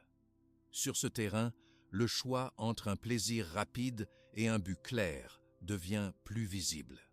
Choisir entre un plaisir qui brille à l'instant et un but qui grandit lentement demande une clarté intérieure solide. Chaque jour, des sons, des images, des messages promettent une petite dose de joie immédiate. Une notification colorée, un morceau sucré, une vidéo drôle, une promo limitée. Ces offres arrivent en continu. Elles touchent un circuit ancien du cerveau qui adore la récompense rapide. Si l'on ne fait rien, ce circuit pilote nos gestes. La journée file en fragments de quelques secondes agréables, mais le soir, une sensation de vide peut apparaître. Cette sensation dit « J'ai bougé toute la journée, pourtant rien d'important n'a avancé ». Le plaisir rapide n'est pas mauvais en soi. Il devient un piège quand il prend la place du long terme. Le long terme, lui, a besoin d'un but clair. Un but clair est une phrase simple qui indique une direction précise dans le futur.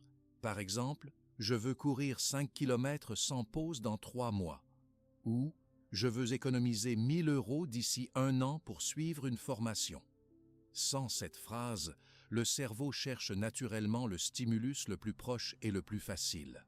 Pour comprendre la force du plaisir immédiat, observons une scène courante.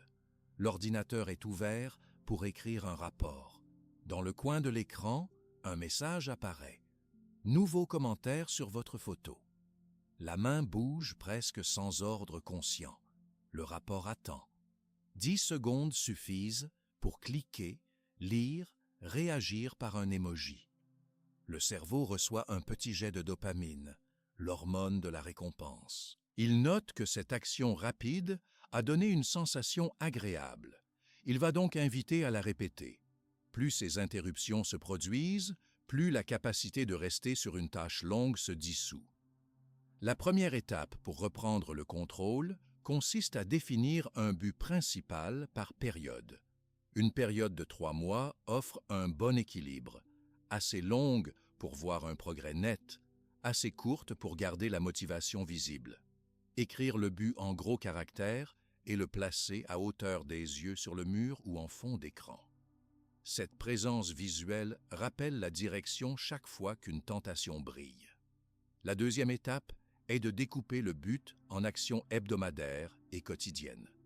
Si le but est de courir 5 km sans pause dans 12 semaines, la première semaine peut viser de courir 1 minute, puis marcher 2 minutes, répété 10 fois. La feuille de route se construit ainsi, palier par palier. Chaque palier correspond à un défi modeste qui tient dans le temps disponible. La troisième étape est de programmer des plages de travail profonds sans distraction. Par exemple, décider que de 9 h à 11 h, le téléphone reste dans une autre pièce. Pendant ce temps, on avance sur la tâche liée au but. Cette règle simple crée un espace protégé. Au début, l'esprit se sent en manque. Il cherche le plaisir rapide. Respirer calmement, rappeler la phrase du but, continuer. Au bout de quelques séances, le cerveau s'habitue et la résistance baisse. Le plaisir rapide peut garder une place limitée, mais encadrée. Un principe facile est le ratio 4+1. Pour 4 unités de temps passé sur le but, on s'accorde une unité de loisir bref. Regarder une vidéo, savourer un carré de chocolat, discuter 5 minutes avec un ami. Ce ratio préserve la motivation sans laisser les distractions envahir. L'essentiel est de respecter l'ordre. Effort d'abord, détente ensuite. La tenue d'un journal quotidien aide à mesurer les progrès. Chaque soir, 3 lignes suffisent. Action réalisée, temps passé, sensation après. Par exemple, couru 15 minutes, passé 30 minutes à étirer, ressenti énergie douce. Ce suivi rend le chemin concret. Il évite la perception floue « je n'avance pas » qui pousse souvent vers le découragement et le retour au plaisir rapide. Certaines tentations sont plus fortes que d'autres. Identifier les 3 plus puissantes et créer un plan de défense pour chacune. Exemple. Tentation 1. Réseaux sociaux. Plan. Se déconnecter après 20 h, supprimer l'application le week-end. Tentation 2. Sucre après dîner. Plan. Boire un verre d'eau, se brosser les dents juste après le repas. Tentation 3. Vidéo courte au réveil. Plan. Garder le téléphone hors de la chambre, utiliser un réveil classique. Afficher ses plans près du bureau ou du lit pour s'en souvenir. Les amis et la famille peuvent soutenir ou saboter le but. Partager l'objectif avec 1 ou 2 personnes fiables clarifie la démarche. Leur expliquer pourquoi ce but compte, quel soutien précis aiderait, un message motivant le lundi, une sortie sans écran le dimanche. Prévenir aussi qu'il peut y avoir des moments de baisse et demander un rappel bienveillant. Le corps influence la recherche de plaisir. Un sommeil de mauvaise qualité pousse à chercher plus de sucre et plus de distractions. Veiller à 1 heure de coucher régulière, à une pièce sombre, à un repas léger le soir. Une sieste courte de 20 minutes en début d'après-midi peut aussi réduire le besoin de récompenses rapides plus tard. La nutrition joue un rôle direct sur la stabilité. Manger des protéines et des fibres au petit déjeuner évite le pic de sucre qui conduit à un creux brutal vers 10 h. Ce creux est souvent confondu avec de la fatigue mentale. En réalité, c'est un appel physiologique à une nouvelle dose de glucose. En comblant ce besoin par un biscuit, on renforce le cycle court terme. Un repas équilibré casse ce cycle. La respiration consciente est un outil gratuit, disponible partout. Dès qu'une notification ou une odeur attire, fermez les yeux. Inspirez pendant 4 secondes, retenir 2 secondes, expirez pendant 6 secondes. Répéter 2 fois suffit souvent à faire retomber l'impulsion. La fenêtre entre le désir et l'acte se rallonge, rendant possible le choix réfléchi. Il y a aussi la valeur de la visualisation positive. Chaque matin, prendre 3 minutes pour imaginer l'état une fois le but atteint. Sentir le corps courir sans essoufflement, voir le compte épargne avec la somme visée, entendre la langue apprise fluide. Cette scène nourrit le cerveau en images motivantes. Elle compense le cinéma vif que les plaisirs rapides diffusent sans cesse. Un calendrier des victoires sert de moteur. À chaque palier atteint, coller une étoile ou une gommette colorée. L'œil adore ce visuel simple. Il rappelle que chaque jour compte. L'enfant intérieur se réjouit, la discipline adulte se renforce. Lorsque 30 étoiles s'alignent, offrir un moment spécial cohérent avec le but. Un équipement de sport, un livre avancé, une sortie culturelle. Les échecs ponctuels ne doivent pas casser l'élan. Si une soirée entière se dissout dans des vidéos, observez la cause. Fatigue, stress, solitude. Noter sans jugement, puis reprendre le plan dès le matin.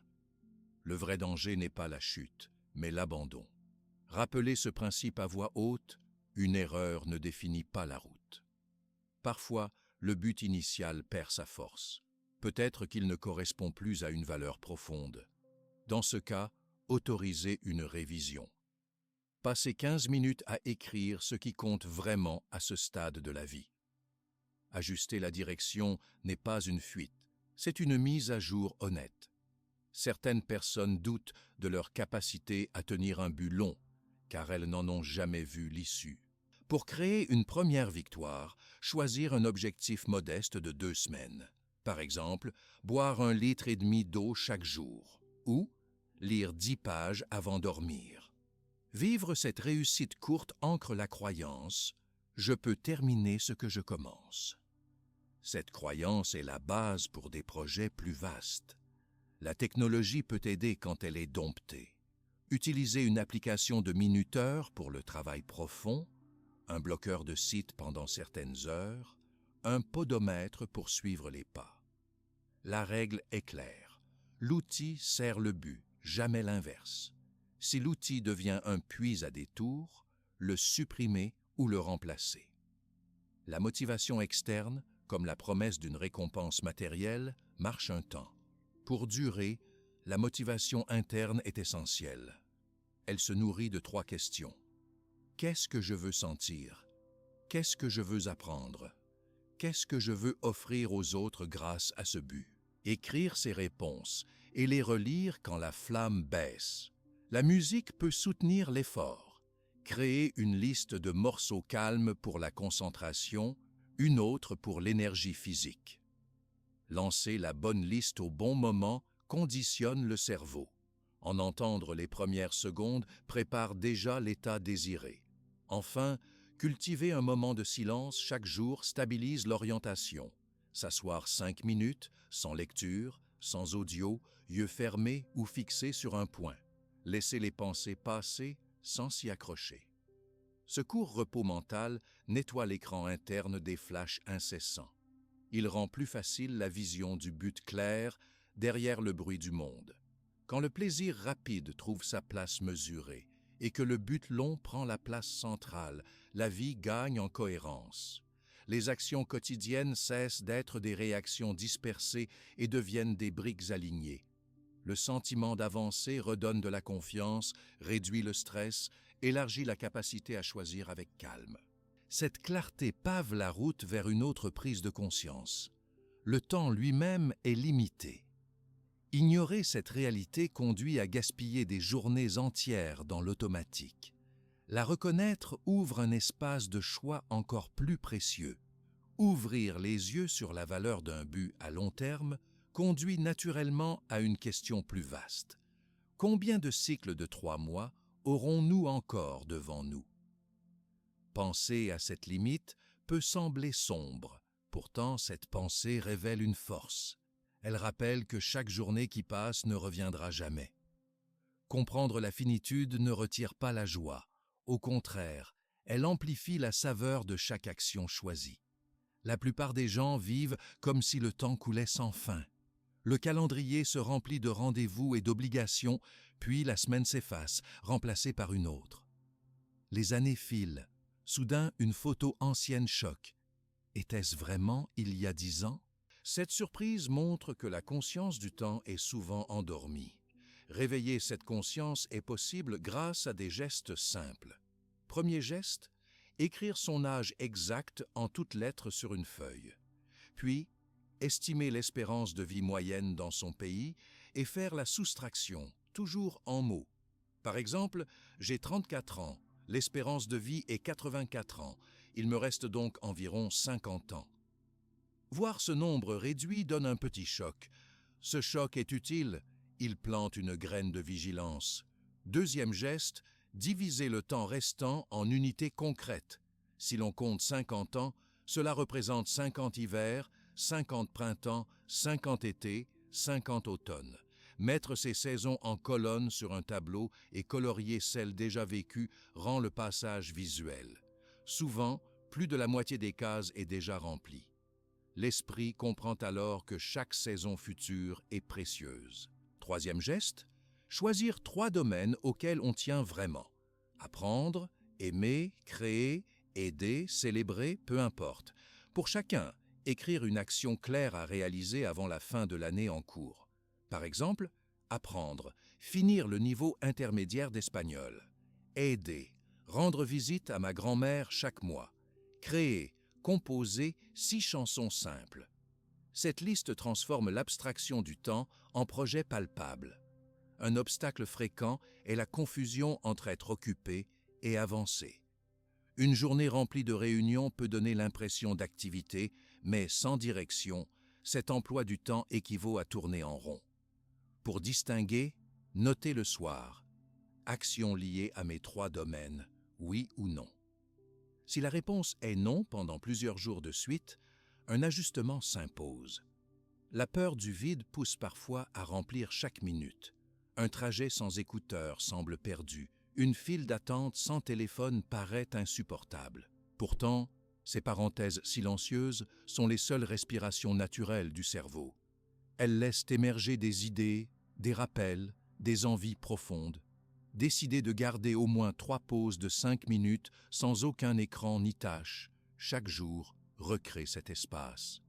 Ces 15 minutes valent souvent plus qu'1 heure d'activité diffuse. Le soir, beaucoup s'endorment en faisant défiler des images sans importance. Cette habitude vole 2 richesses, une fin de journée consciente et un sommeil apaisé. Remplacer les 20 dernières minutes d'écran par un mini-journal de gratitude change la texture du temps. Écrire 3 faits simples vient clore la journée avec attention. Par exemple, j'ai aidé un collègue. Le soleil était doux à midi. J'ai avancé mon projet de lecture. Ce rituel ancre les souvenirs et calme le système nerveux.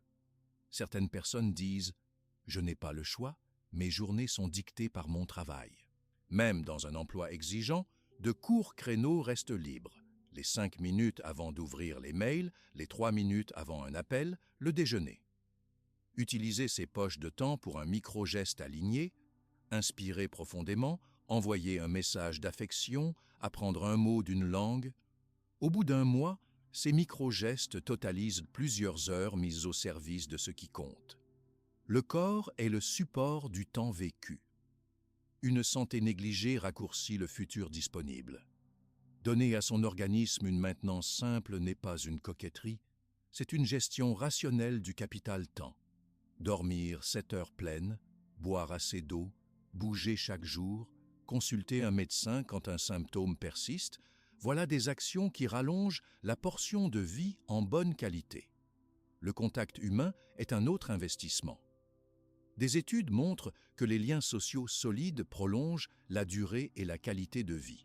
Planifier un appel ou une rencontre chaque semaine avec une personne différente consolide ce réseau. Il suffit de 15 minutes de conversation sincère pour renforcer un lien. À long terme, ces liens offrent soutien, conseils, chaleur. La consommation mécanique d'informations vole beaucoup d'heures. Lire des titres répétitifs n'ajoute pas de connaissances. Cela entretient juste une agitation. Pour filtrer, posez 2 questions avant de cliquer. Cette information m'aide-t-elle à vivre mes 3 domaines? Cette information m'aide-t-elle à aider quelqu'un? Si la réponse est non, passez son chemin.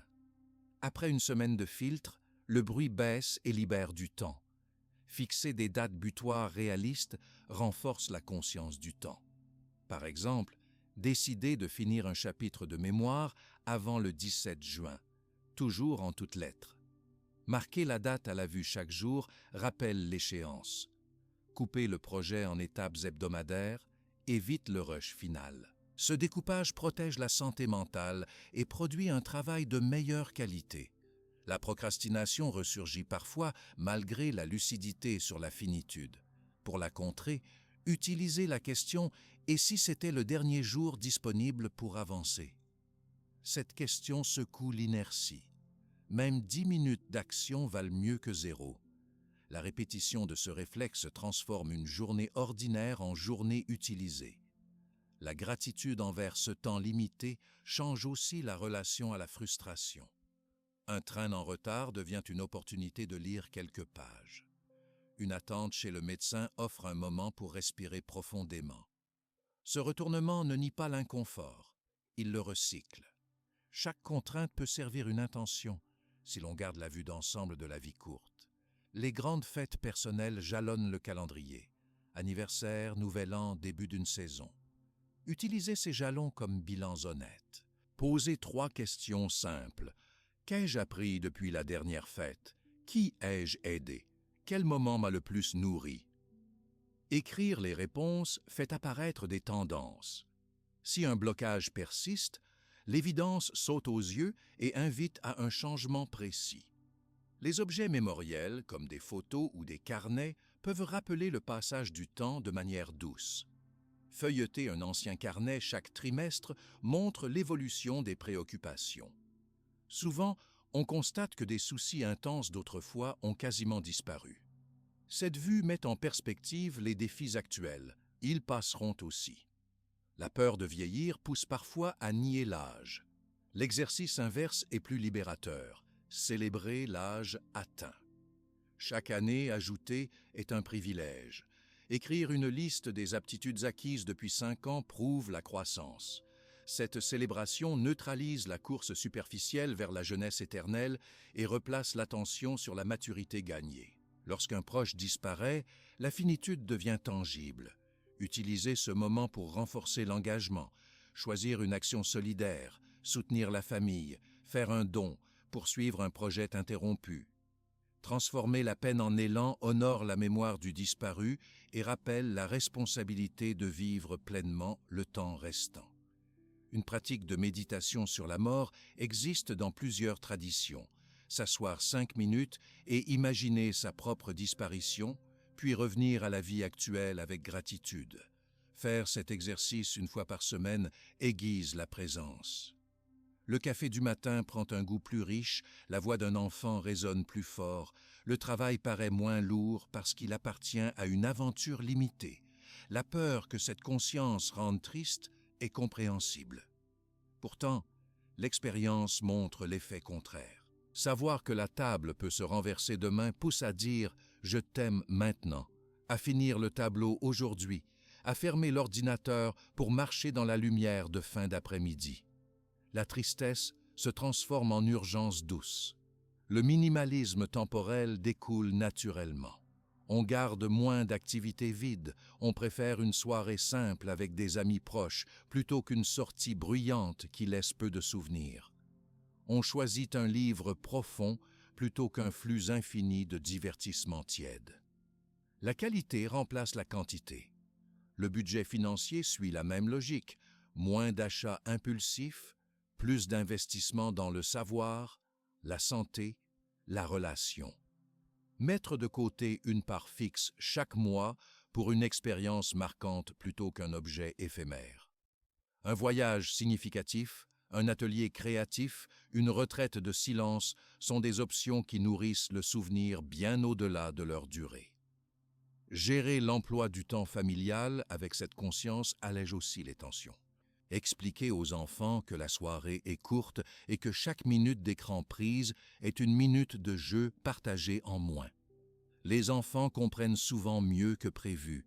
Ils sentent la sincérité et coopèrent si le parent propose ensuite une activité réelle. Le travail professionnel devient un domaine où aligner la finitude et l'impact. Choisir des projets qui ont du sens, refuser ceux qui n'en ont aucun pour soi. Il n'est pas nécessaire de changer d'emploi du jour au lendemain, mais on peut orienter son poste actuel, proposer une amélioration, aider un stagiaire, réduire un processus inutile. Cette orientation donne de la densité aux heures passées au bureau. Les vacances méritent un plan cohérent avec la vision courte de la vie. Au lieu d'accumuler les visites rapides, ralentir, choisir 2 lieux, y rester plus longtemps, parler avec les habitants, savourer la cuisine locale. Ces souvenirs profonds surpassent la liste de 15 photos identiques à celle des réseaux. Le sommeil est parfois sacrifié pour gagner du temps. En réalité, un corps épuisé perd des heures de vigilance le lendemain. Un simple calcul montre qu'une heure de sommeil en moins entraîne 2 heures de baisse de productivité et de mauvaise humeur. Dormir suffisamment est donc un investissement qui rend chaque heure d'éveil plus vive. Enfin, conclure la journée par une phrase de remerciement, même intérieure. « Merci pour cette journée, je l'ai utilisée du mieux que j'ai pu. » Cette phrase ferme le chapitre, permet au cerveau de se reposer et le prépare à recommencer conscientement demain. Chaque fermeture de journée nette empêche la sensation de vie qui se confond. Ainsi, vivre avec la conscience de la finitude n'éteint pas le plaisir, elle l'affine. Le temps devient un fil précieux. On choisit avec soin où le tisser, avec qui et pour quel motif. Chaque décision simple, un repas, un pas, une phrase, prend une saveur pleine. La vie courte, reconnue et acceptée, cesse d'être une menace. Elle devient la lampe qui éclaire chaque choix, ici et maintenant. Voir le temps comme un fil précieux pousse naturellement à chercher un moyen concret pour l'utiliser avec soin. Épictète proposait une méthode courte, simple, mais puissante. Elle tient en 3 gestes. Pratiqués chaque jour, ces gestes transforment la façon de penser, de sentir et d'agir. Ils créent un pont entre l'intention claire et la vie quotidienne, entre la conscience de la finitude et l'action présente. Le premier geste consiste à observer la pensée dès son arrivée. Dès qu'elle surgit, on marque une pause intérieure de 2 ou 3 secondes. Pendant ce bref arrêt, on identifie la nature de la pensée. Plainte, reproche, peur, envie, paresse, gratitude, courage. Nommer la pensée suffit à la distinguer de soi. Elle devient un objet vu, non une commande automatique. Cette simple distance réduit déjà son pouvoir. Pour certains, fermer légèrement les yeux aide à sentir ce mouvement intérieur. Pour d'autres, poser une main sur le ventre rappelle de respirer lentement pendant l'observation. Le deuxième geste est le choix conscient d'une vertu pour répondre à la pensée. Les vertus proposées par Épictète sont le courage, la justice, la tempérance et la sagesse. Face à la paresse, on choisit le courage. Face à la colère, on choisit la tempérance. Face à la jalousie, on choisit la justice. Face au doute, on choisit la sagesse. Ce choix se fait mentalement. En une phrase courte, « Je choisis le courage ». La phrase agit comme un interrupteur. Elle redirige l'énergie de la pensée initiale vers une direction constructive. Le troisième geste est l'acte immédiat aligné avec la vertu choisie. L'acte doit être concret et réalisable sans délai. Si l'on choisit le courage, l'acte peut être d'ouvrir le document de travail, de prendre le téléphone et d'appeler la personne concernée, de sortir, marcher 5 minutes. Si l'on choisit la tempérance, l'acte peut être de fermer la boîte de biscuits, de retarder l'achat, de parler d'un ton plus calme. Ce passage à l'action ancre la décision dans le corps.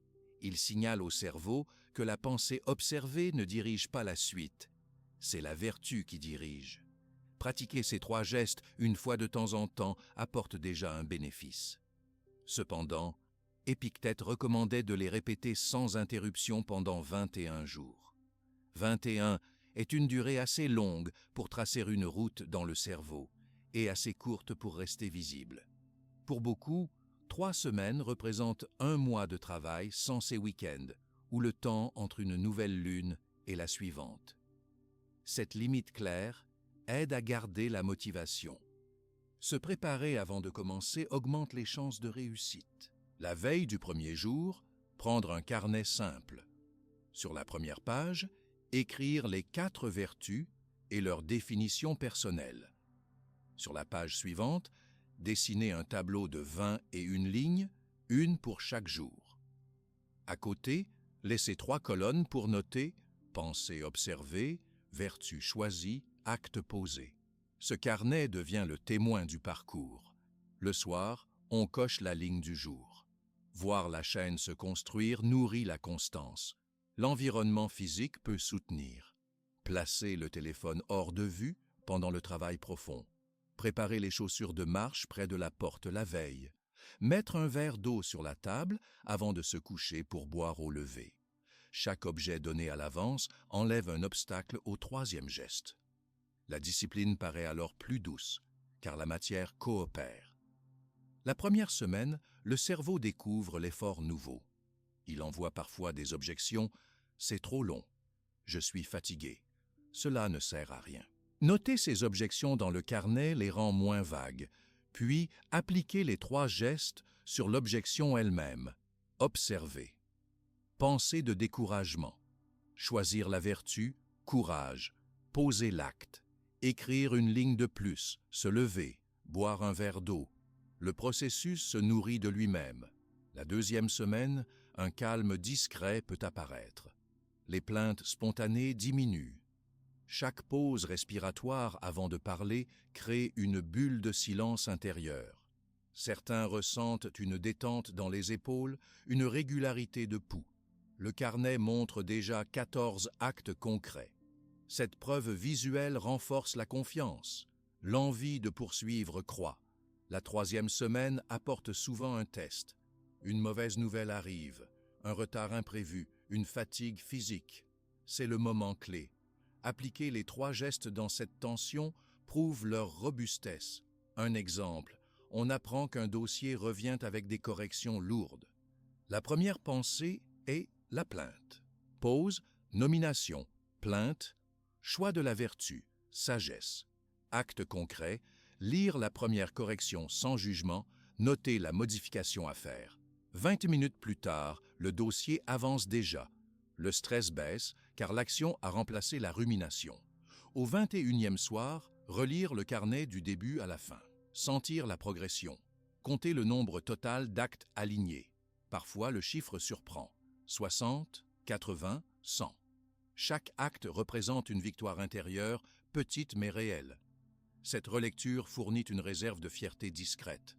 Elle montre qu'un esprit humain peut se guider, même au milieu des stimulations constantes. Une question surgit. Que faire après les 21 jours? Plusieurs routes possibles. Certains relancent une nouvelle série immédiatement, peut-être avec un thème précis, appliquer la justice dans toutes les décisions liées à l'argent.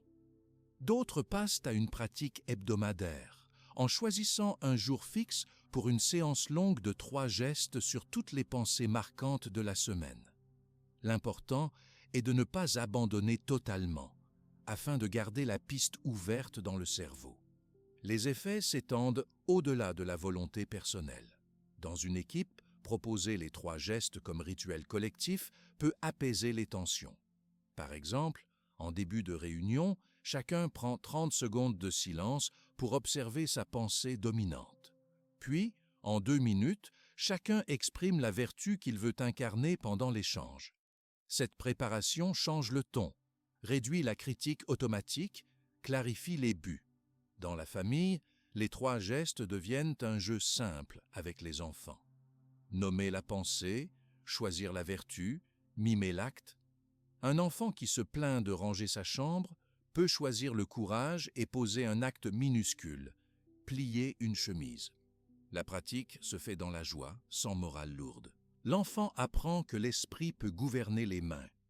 Pendant une crise forte, comme une perte d'emploi ou un deuil, la méthode offre un soutien. Le flot d'émotions reste, mais l'observation les éclaire.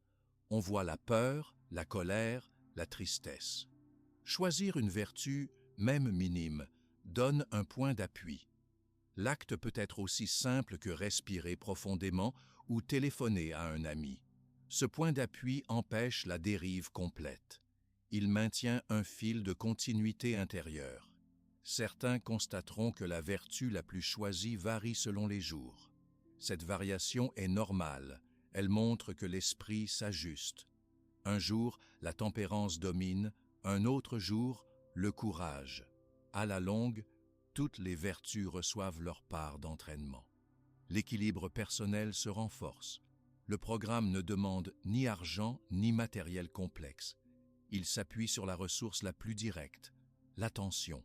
L'attention est légère à transporter, toujours disponible, toujours renouvelable après le sommeil. Plus on l'utilise, plus elle grandit. Elle devient un lieu sûr, même dans un environnement bruyant. Beaucoup découvrent qu'ils pouvaient visiter ce lieu depuis toujours, mais qu'ils avaient oublié le chemin. Les 3 gestes servent de panneaux indicateurs. Pour garder l'envie, instaurer une célébration sobre chaque 7e jour. Boire lentement une tasse de thé en silence, écrire une page libre, marcher à l'aube. Cette célébration signale au cerveau que l'effort reçoit une récompense claire. Elle marque aussi le passage d'un palier à l'autre. Le soir, juste avant de dormir, répétez mentalement la phrase « J'ai observé, j'ai choisi, j'ai agi ». Cette phrase résume la journée. Elle sert de transition vers le repos. Le sommeil intègre les apprentissages, consolide les connexions neuronales liées aux vertus. Le matin suivant, l'esprit se lève plus disposé à recommencer. Au bout de plusieurs mois, la différence devient visible pour l'entourage. Une tension surgit, la voix reste posée. Un retard arrive, le visage garde sa détente, un compliment est reçu. La gratitude sort simplement. Les personnes autour se sentent en sécurité. Elles savent que l'humeur du jour ne dicte plus les gestes imprévisibles. Cette stabilité attire la coopération, l'amitié, la confiance. Le confort extérieur n'est plus un piège, car la décision interne passe avant le stimulus. Un repas arrive en 2 minutes. On observe la pensée d'excès, on choisit la tempérance, on mange la moitié et on garde le reste pour plus tard. Le réseau propose 100 vidéos. On observe la pensée de fuite, on choisit la sagesse, on regarde une seule et on ferme l'écran. Petit à petit, la technologie reste un outil, non un maître. Certaines journées restent difficiles. Il peut arriver de sauter une ligne dans le carnet, d'oublier un acte, de céder à la paresse. Dans ce cas, ne pas raturer, ne pas déchirer la page. Notez juste « jour fragile ». Le lendemain, revenir au tableau comme si rien de grave ne s'était produit. La constance est un pourcentage sur la durée, pas une pureté sans tâche. Avec le temps, la méthode peut inspirer des ajouts personnels. Méditation, lecture quotidienne d'un passage philosophique, marche lente au lever du soleil. Ces ajouts ne remplacent pas les 3 gestes. Ils les entourent. Ils enrichissent le terrain sur lequel pousse la volonté. La liberté intérieure célébrée par Épictète n'est donc pas un rêve abstrait. Elle repose sur un entraînement court, répété, adapté à n'importe quel mode de vie. 3 gestes, 21 jours, un carnet, un peu de silence. À partir de cette base, chaque personne compose la suite selon sa nature. L'essentiel reste intact, observer, choisir, agir. Tant que ces 3 verbes respirent, la volonté reste vivante, prête à guider les minutes, les saisons, les années restantes.